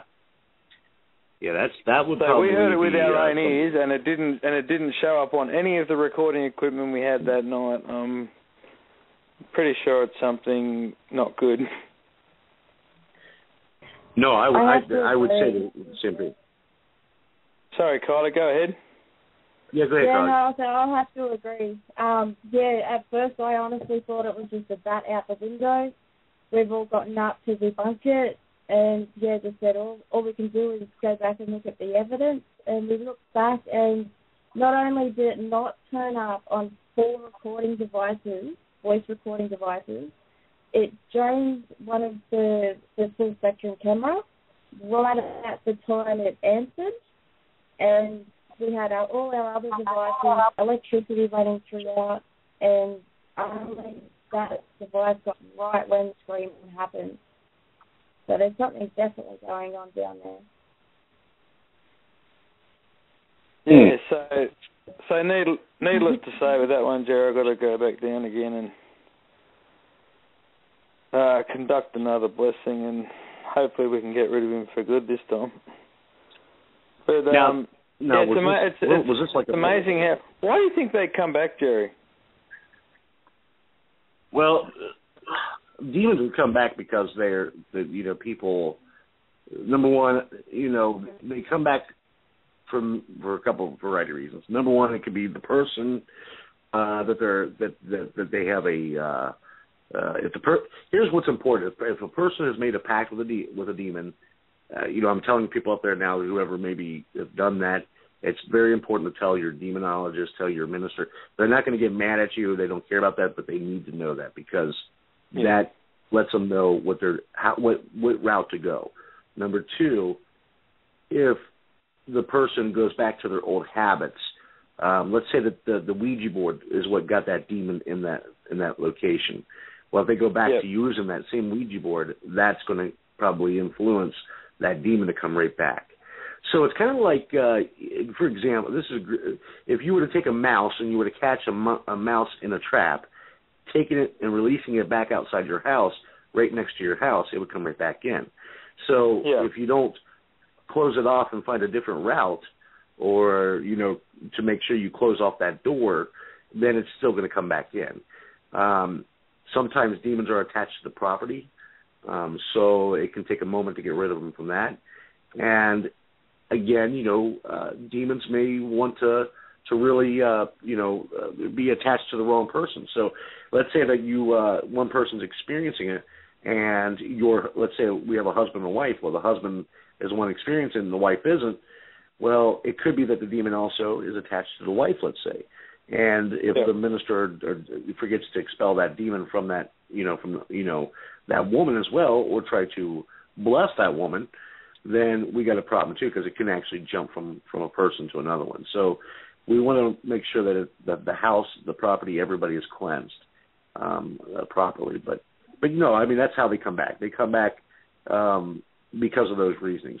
Not really, you'll hear people say because of people's faith, and their faith is so weak, and that's why the demon will come back. And it's not really faith can be a part of it, but it's usually a tendency of something that has happened or occurred, to where sometimes demons have to be expelled certain other ways. I know in the Bible, Jesus says sometimes prayer and fasting is another way, the only other way you can get rid of a demon. So we know that there's other forms of expulsion, not just casting a demon out. So we have to remember that there's many different routes to get rid of demons, not just, saying I cast you out in the name of Jesus Christ. So that's important for people to understand. Yeah. That Ouija board too, that's, I don't know about in the States there, but there's so many people in Australia using it. It seems to be getting more and more prominent, even to the point where they've actually got a conference, a fairly well-known conference coming up in Australia here. I'm not going to name it because I'll probably get shot. But they actually have a lecture on at this conference about them, and I think it was titled something like The Mythological Dangers of the Ouija board. Yeah. I read it, and I was just so angry that they were actually having a lecture on that. What they're going to talk about, I know what they're trying to refer to as well, and that is, okay, everybody that hears you ever hear the term, like, for example, let's say with the Ouija board, we have people call this a demon that comes through. It's actually not a demon. It's a deity. A deity is something different from a demon. You'll hear this a lot through mythology and stuff. It's where, something is resembled as a god. And a deity, what they believe is like Zozo and Zaza is a deity that comes to the Ouija board and possesses people. Usually people will have like seizure-like, situations. They may start to have erratical laughing. They may try to, start to shake and they have a seizure. It's something very, very fast or something sporadic to the person. But that's what I think that they're going to lean towards is they're going to talk about Zozo and Zaza because that is a part of the mythological part of a deity. And, that is a danger, really it is. But again, let's look back at what this stuff is. It's part of, we could call it deity of that, but it's still a bad thing. You don't want to, whether it's a deity, a demon, or a bad spirit, anything that comes through there, I'm going to tell you right now, I don't care. I look at it as a demon to me because it is, I think this lecture they were having, Jerry, was actually along the lines of the Ouija board's not dangerous. Oh, you're kidding. Well, and because I was kind of reading up on it and all that, and I thought, where have you guys been? Well, you know what? Here's the thing, Brett. What people don't realize, okay, we have today's technology. We have spirit boxes. We have EVP, sessions. Demons love Ouija boards because it's the old way that they know how to get in. I'm not saying only way. I'm saying the oldest way. It's an oldest tradition for them. So if they want to get into a person's life, I mean, what's their most common way they've ever done it? Back in the old days, there was the Ouija board. It was the most common, I mean, we're talking about, when the Ouija board came out, it was the most common way for the demons to get through. So this is their favorite item. I mean, it's one of their favorite items. I mean, they'll tell. I mean, they still know our technology. They absolutely, because demons are learning from us. They know everything we do as far as how we use our equipment. Like you were talking about with the cell phones, they know how to use the cell phones. They, you may have people that have what's known as a ghost call or a demon call, where the demon will speak to the person, and the person will carry a conversation with somebody, and it's like their best friend, and all of a sudden they'll say, what were we talking about earlier? I don't even understand. And then the person's like, I never called you. Well, that's that. I mean, we have these instances, and that's what's known as a, like where the demonic are learning our technology. But we got to remember, it's to go back to their old habits, and that's what they like. So the Ouija board will always be their favorite pick to get through. Is it also easier because everyone's kind of attached to it? Well, absolutely. That's another one too, right? Because you got to remember, you got all these different people for energies. If a demon wanted to possess a person, and you have a direct invitation. Now, remember, when the person touches that board, what they're doing, and this is where people don't understand, what you're doing is you're making an invitation to it. So what you're doing, your free choice that God gave you, is you're saying, I make this choice, put my finger on this board and communicate. So you just made a choice that you're going to go to the next level. So now the demon knows that you make the invitational process. So what they do is they go through that process of manipulation and then get in. And it's easy, and like I said, Brad, like you said, think about it. If you have 5 people's hands on that board, a demon would love to be able to get to 5 people versus 1. Yep. That's also the reason why, apart from the noise pollution aspect, that's also why I get everybody in my team not to actually hold the voice recorder when doing a session. Yeah. No, exactly. For that one reason, it's harder if you're not actually attached to it. Yep. Yeah. It's not wise to hold your equipment, especially if you're talking to the demonic, and always have your equipment blessed all the time. Only because you're using that equipment for purposes that are to talk. I mean, when a demonologist is talking to a demon, they're not talking to try to carry a one-on-one conversation like, hey, what's your name? So what's your favorite color? They're not asking questions like that. What they're trying to do is find out, which demon it is. So they're investigating to find out, okay, let's find it. Because demons are not going to, and this is the thing that really kills me, because people go, oh, demons automatically give their name up really quick. They do not give their name out really quick. It takes a very long process. I mean, demons know not to give their name up. I mean, that's like saying, I give in to you. Right, exactly. Even if you get it at all. So they're going to throw out a name to you that's going to be some bogus name. And most people go, oh, well, that demon, that spirit said his name was like Bob, and it's like, okay, well, Bob is attacking me and calling me, and I got, crosses going upside down on my wall and stuff, so I don't know, I think Bob might be mad. Well, I don't think his name is Bob. Because in Yasmin's case, we actually never got a name, but in the initial stages, I think we might have got it inadvertently, because Yaz, if you remember, while we were working through this case, you told me that after you felt it was Bune. Yes. And I said, where did you come up with that from? And you said it had come up with a voice recording, but there was no voice recording with the name Bune in it. So that left me thinking, was that the demon giving up the name inadvertently? But that's probably something that we'll never have the answer to. Yeah, well, that's right. That's true. Like why I've started this course, not only just to help people that are in the same situation, but also to understand why and what happened. Yeah. Well, also coming from the perspective that you're coming from, Yasmin, you've been there. Yeah. And I think even Jerry will vouch for that. That's yeah. Absolutely. I guess that can be a good thing and a bad thing. It can, yeah. Yeah. Because I did say to Yasmin after the fact that now that she's been possessed, she's probably on their radar anyway. Yeah. Yeah, I would say so, Yasmin. I think that you're on the.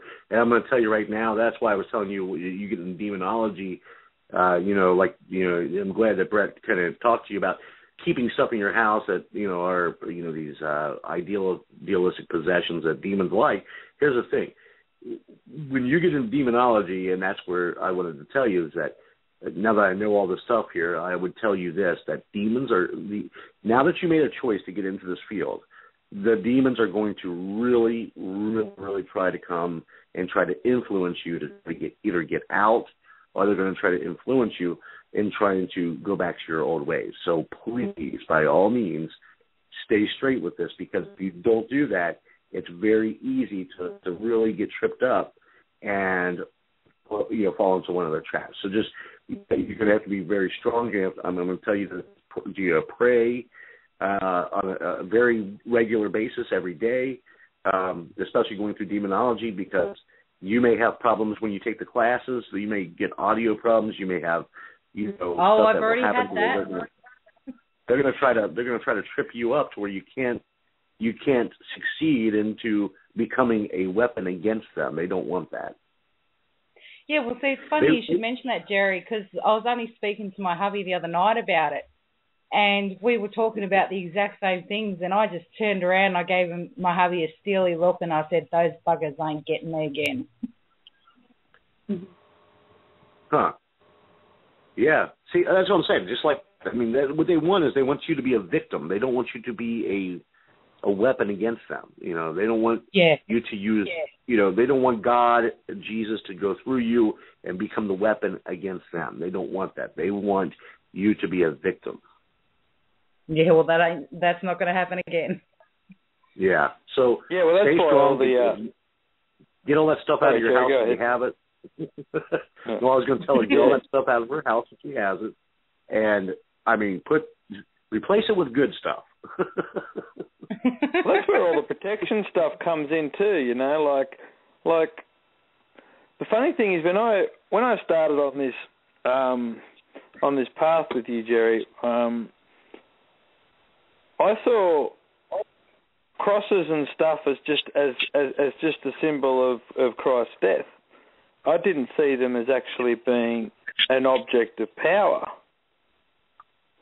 Right. If you understand what I mean, and the power isn't exactly in the piece of thing that you're carrying around as such. But I have to say that as Christians, I think maybe we underestimate the power of the cross.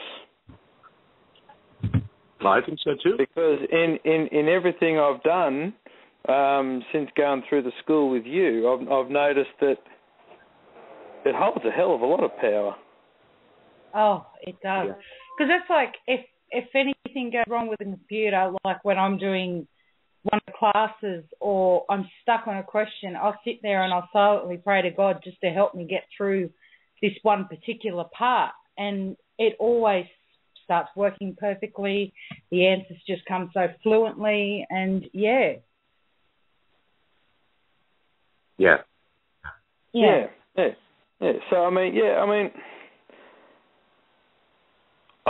don't get me wrong. I fully see the power of it now, because let me tell you, demons quiver at the side of the cross. Amen. Absolutely. They do not like that. They don't like the cross. And the thing is that it's really amazing that this is we've had people. I had a lady just come to me. She's she's really, really strong Christian, but she said, I try to get into demonology, but people teach certain ways. It's not, a certain, it's not my likings. And I said, I understand.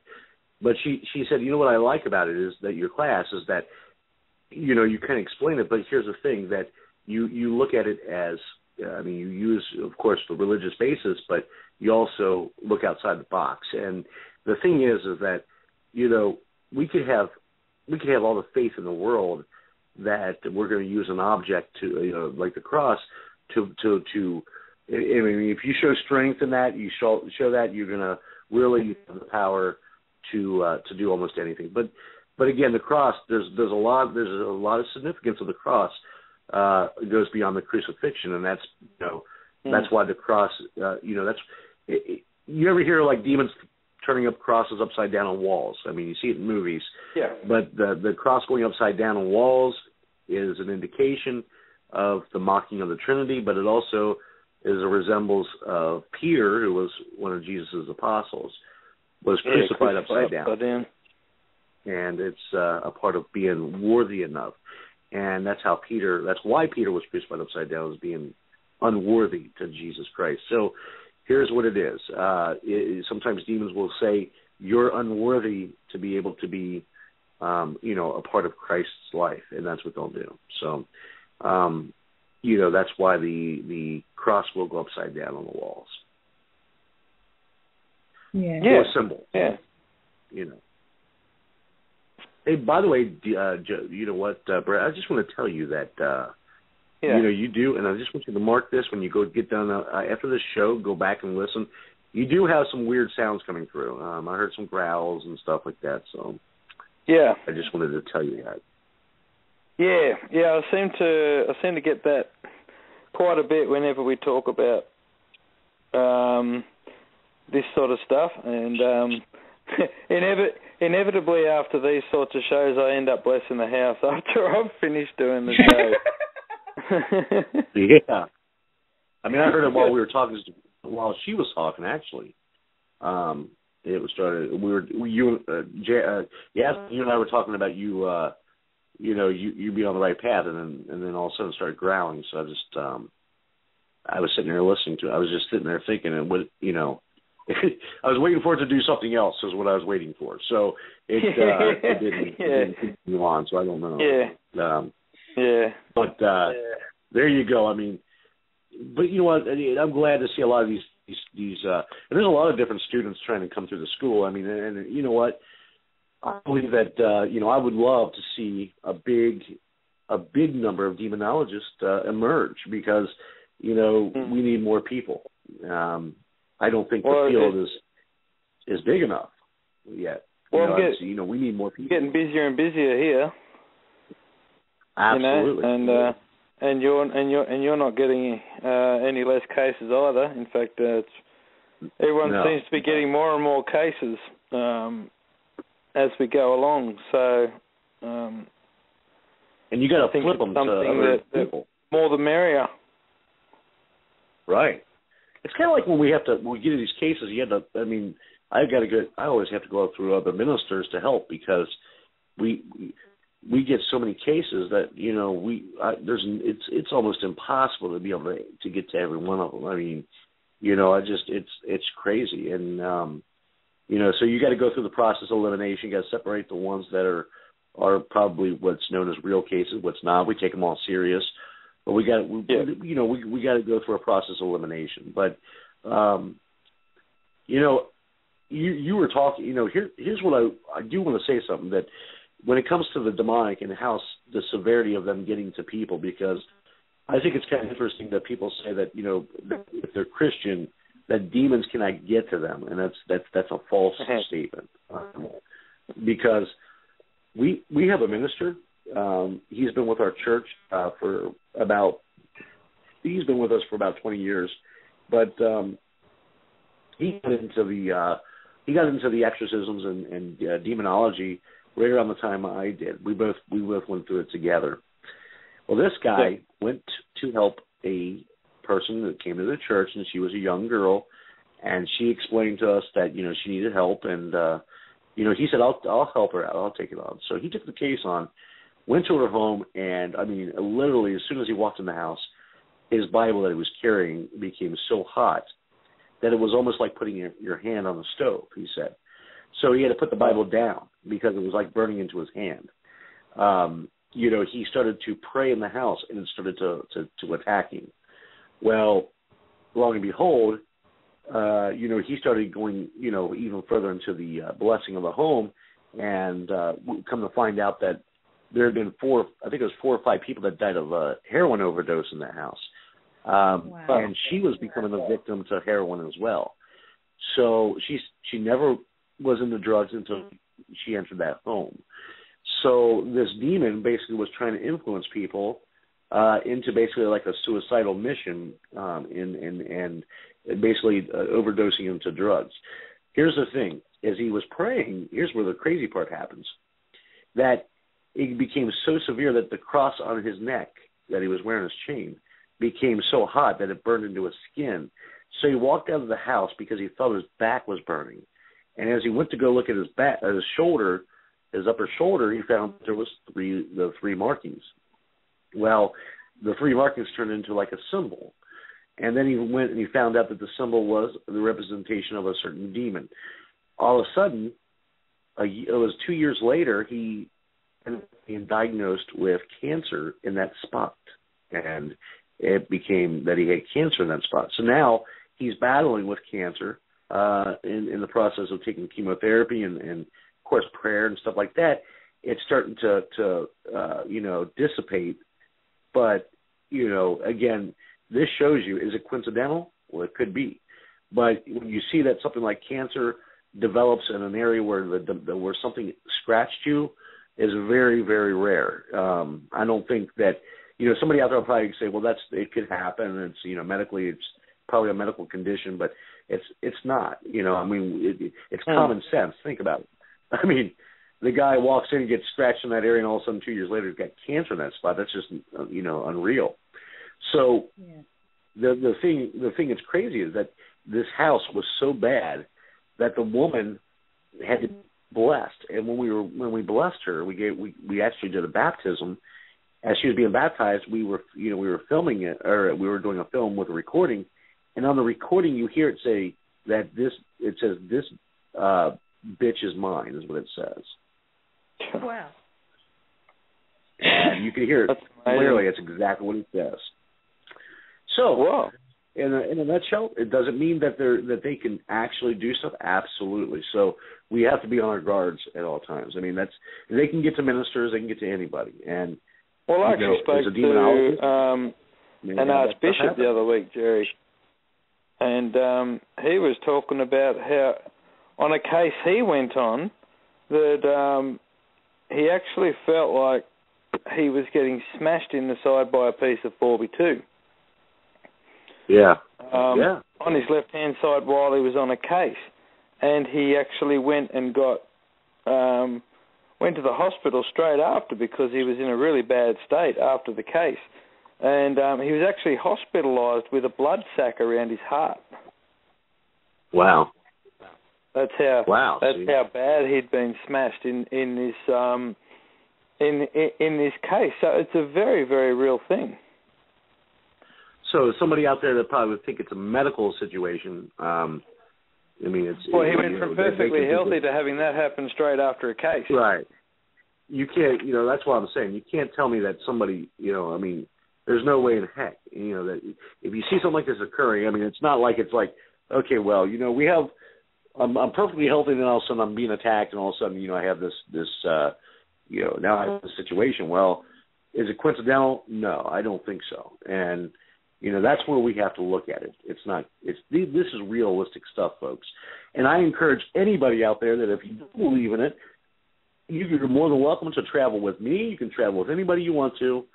I'm sure Brett will let you travel with him, and you can actually see the stuff for real. And it's definitely an eye opener.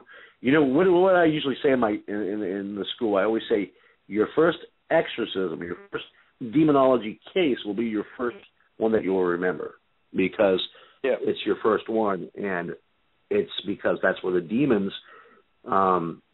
That's your very first encounter, basically, is what they call it. It's the first battle scene, I guess you want to call it. But that's what the demons will do. That's why I always say that in the class. This will be your most memorable case. Is your first case? Yeah. And then, do you remember your first case? Me? Yeah. Yeah, I do. My first case, we actually got. I've played this EVP for you before. I think it was called. It says Beelzebub.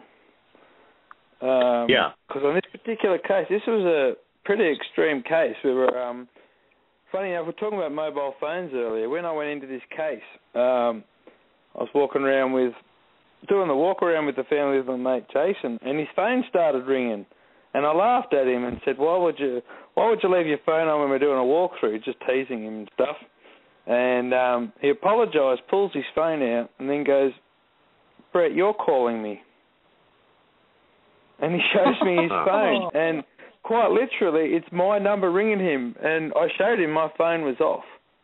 So that was the very start of the investigation, so I knew we were in for a fun night. When that happened, and then later on in the night, little things were going on where we were running around the house, crazy, chasing noises and things like that. And then the saddest part about this whole case, before we came there, they'd taken in 2 roommates and put them in this one particular room, separate to each other, of course, and they didn't know each other. But the first one moved in, no history of mental illness, no nothing. They came home one day and found him hanging from the roof. Wow. And she literally had to cut him down from there, and he passed away. 4 months later, they brought somebody else in as a roommate and put him in that same room, and within a month and a half of him moving in, he tried to gas himself in a car out the back. But they got to him before he succeeded, so needless to say, they didn't take in any roommates after that point. But no matter where we went in this house, we kept on being led back to this room.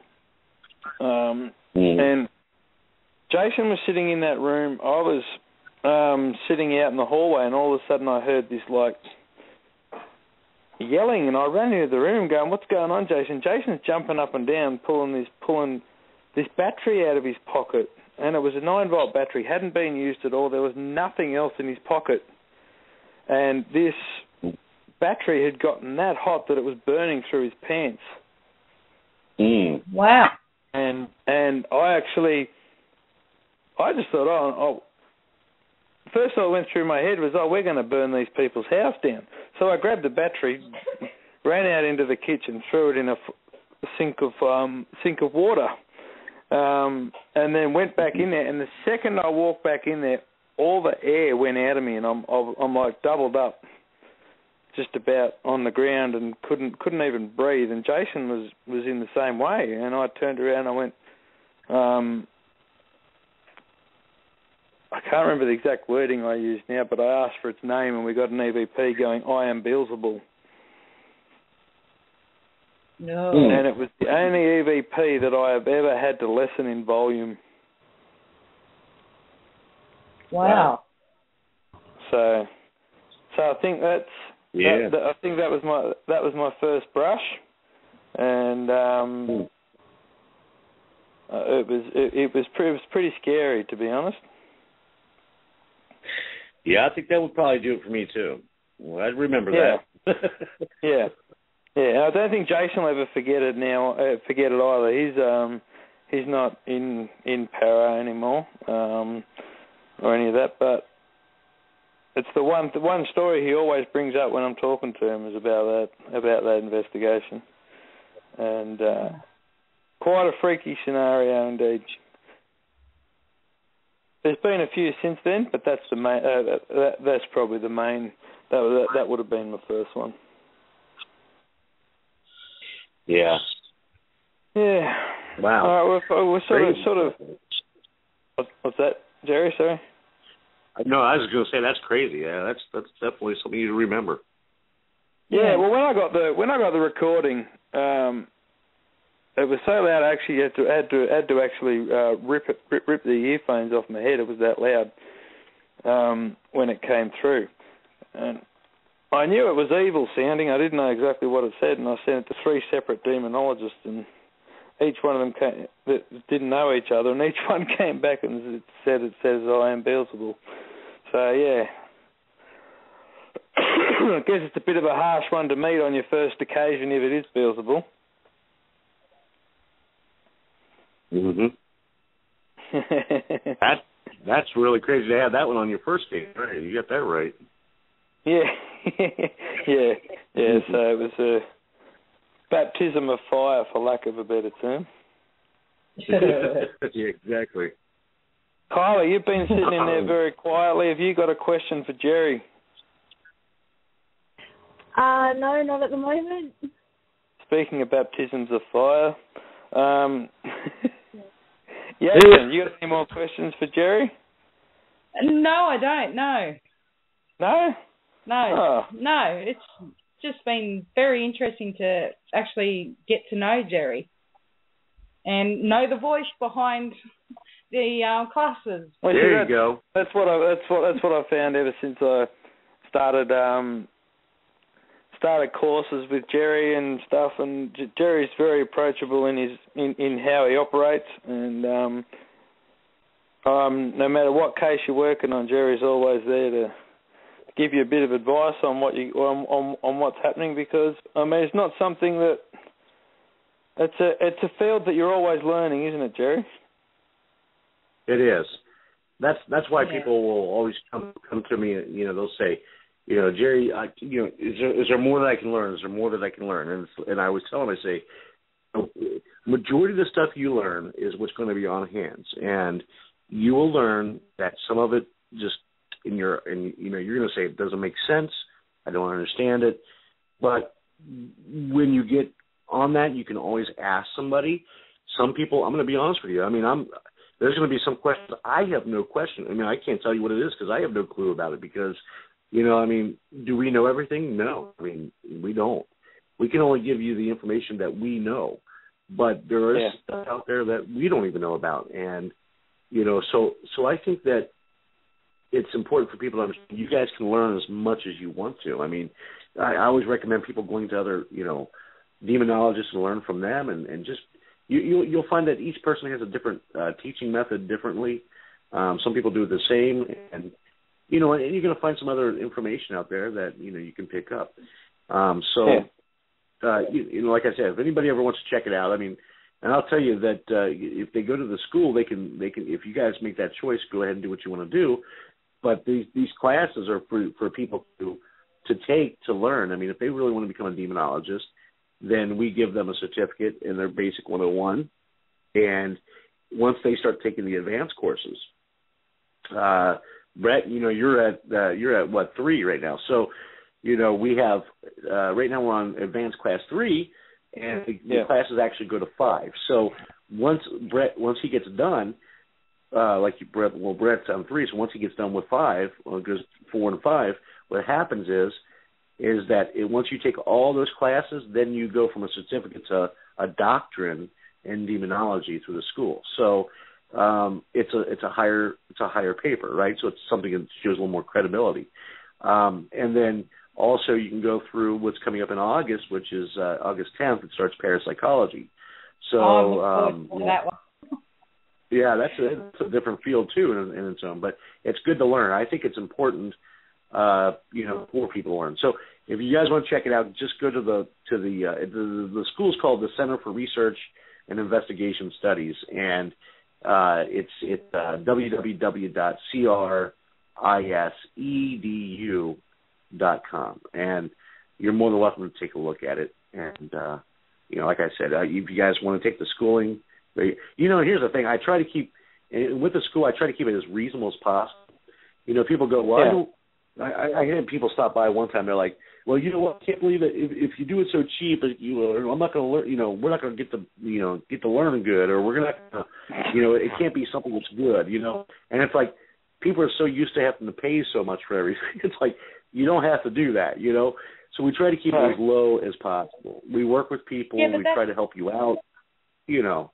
That's what I was only just saying to Brett before the radio show, that I actually like your classes because you come across like you're having a conversation, but you're learning at the same time. But in the way you do the classes, it forces you to research.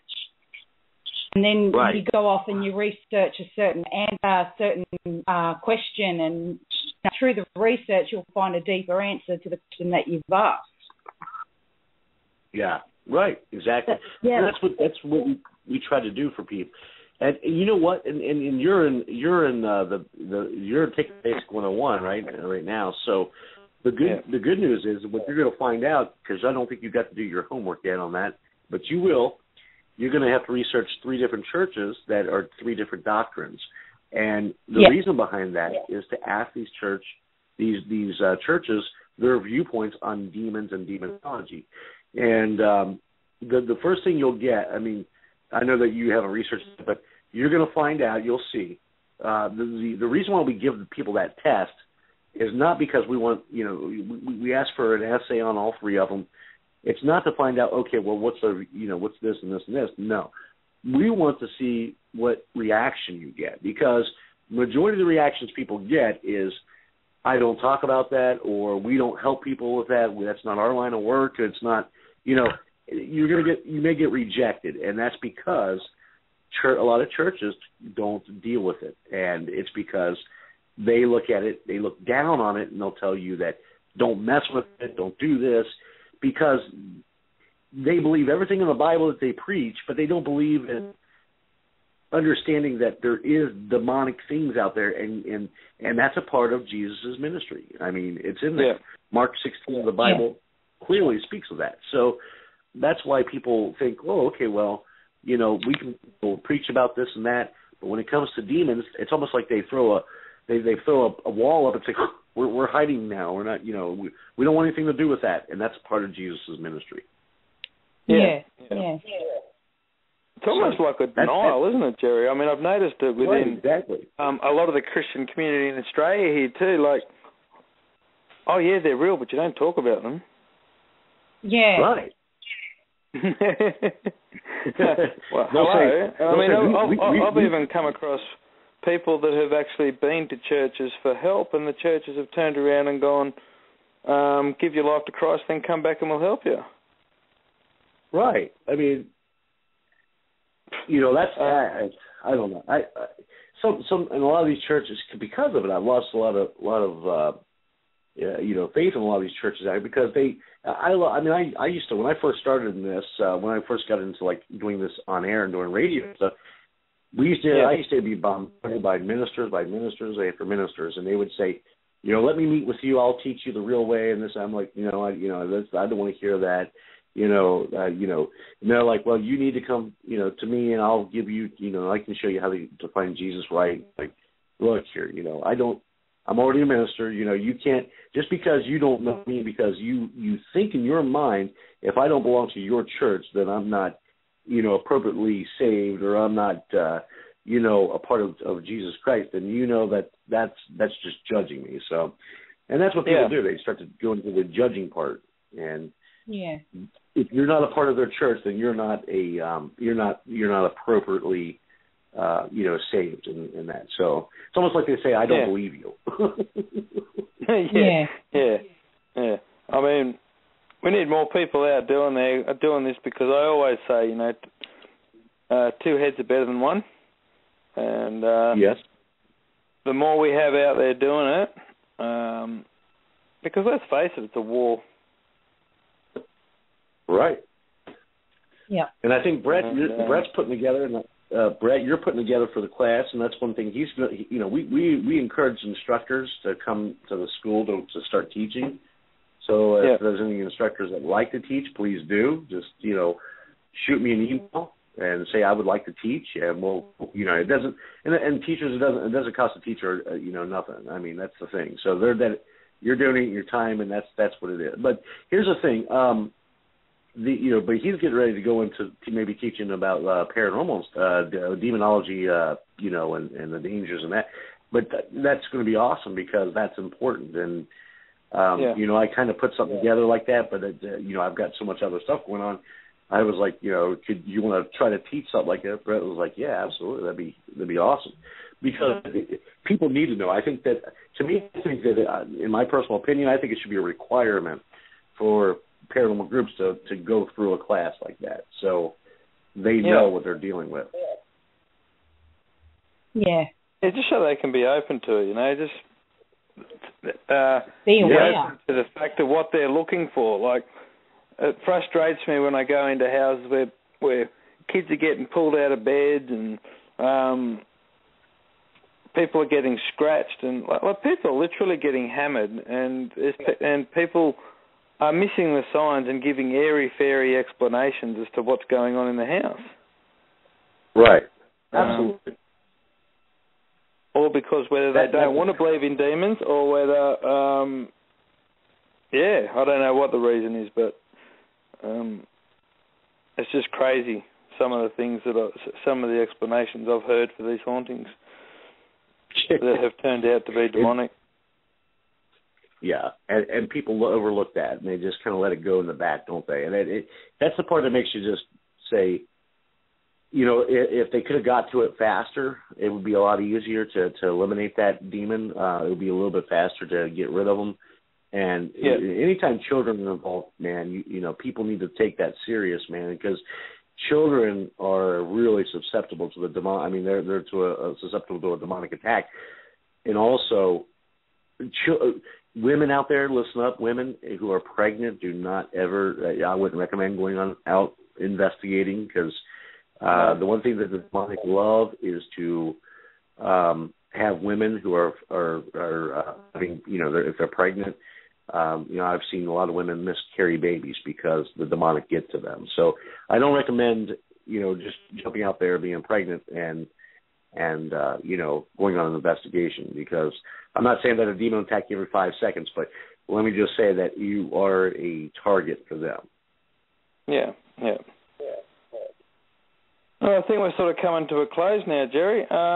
Did you just want to, just for a minute, give everybody your details and all that, just so they can look you up and look up the school and that sort of thing?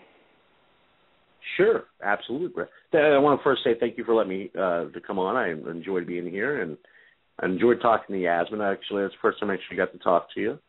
And you too. So you make sure that you're doing great. Keep up the great work. And if anybody wants to get a hold of me, actually, you guys can get a hold of me through Facebook, which is Jerry Williams Demonologist. I'm on Facebook. You can send me a friend's request or send me a message if you're interested in the school as well. But you can also email me, jerrywilliamslive@gmail.com. Also, for the next hour, I noticed that we got 1 hour left. We were giving a deal for the school, so you got 1 hour if those people want to take a class. Any class is like $39 US. So if you want to take a class, go run and hurry up and get registered. But the school website is www.CRISE, E as in education, D as in David, U as in union.com. And it's the Center for Research and Investigation Studies. And we have everything from demonology, which is already pre-recorded, ready to go, to parapsychology, which starts August 10th. And then we also have a paranormal school that is starting up here very soon by Chad Stambaugh. And then we also have some other classes coming that's Reiki and shamanic, what's going to be like a shamanic school for, like shamanic belief and that. So you guys can more than welcome to join, get in the school register. And again, Brett and all them, he's looking to put his class in there too. So we got a lot of stuff coming up, and go check out the site, get registered. And again, I want to thank Brett for letting me come on the show here. And I thank everybody for who tuned in, and we hope to talk to you guys soon. You're very welcome, Jerry, and I want to thank you for coming on. You're welcome on the show anytime you like. Well, I appreciate that. Right. I enjoy being, coming on here. So. Excellent. No worries at all. Well, thanks very much to Yasmin too. Yasmin was always a bit worried about talking about her story as well, so I kind of threw her in the deep end on that one. But but that's all right. I'm glad you spoke about it, Yaz. And no, that's fine. All right. Well, everybody, that's the end of the show. If you'd like to tune in next week, we have John O'Brien coming on to discuss UFOs and conspiracies and stuff. And we also have Stephen and Evan Strong coming on, who coming on to discuss ancient aliens and those topics. So please tune in next week. It's going to be a great show. Thank you to everyone for tuning in today. And have an awesome week, everybody. And we'll see you then. Goodbye. Good night.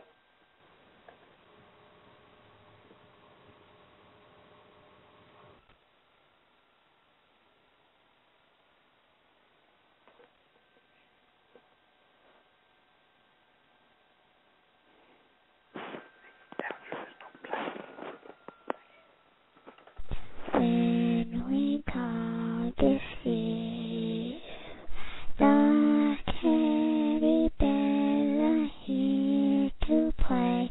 If you don't come play with us, then we will kill you. Are you nervous yet?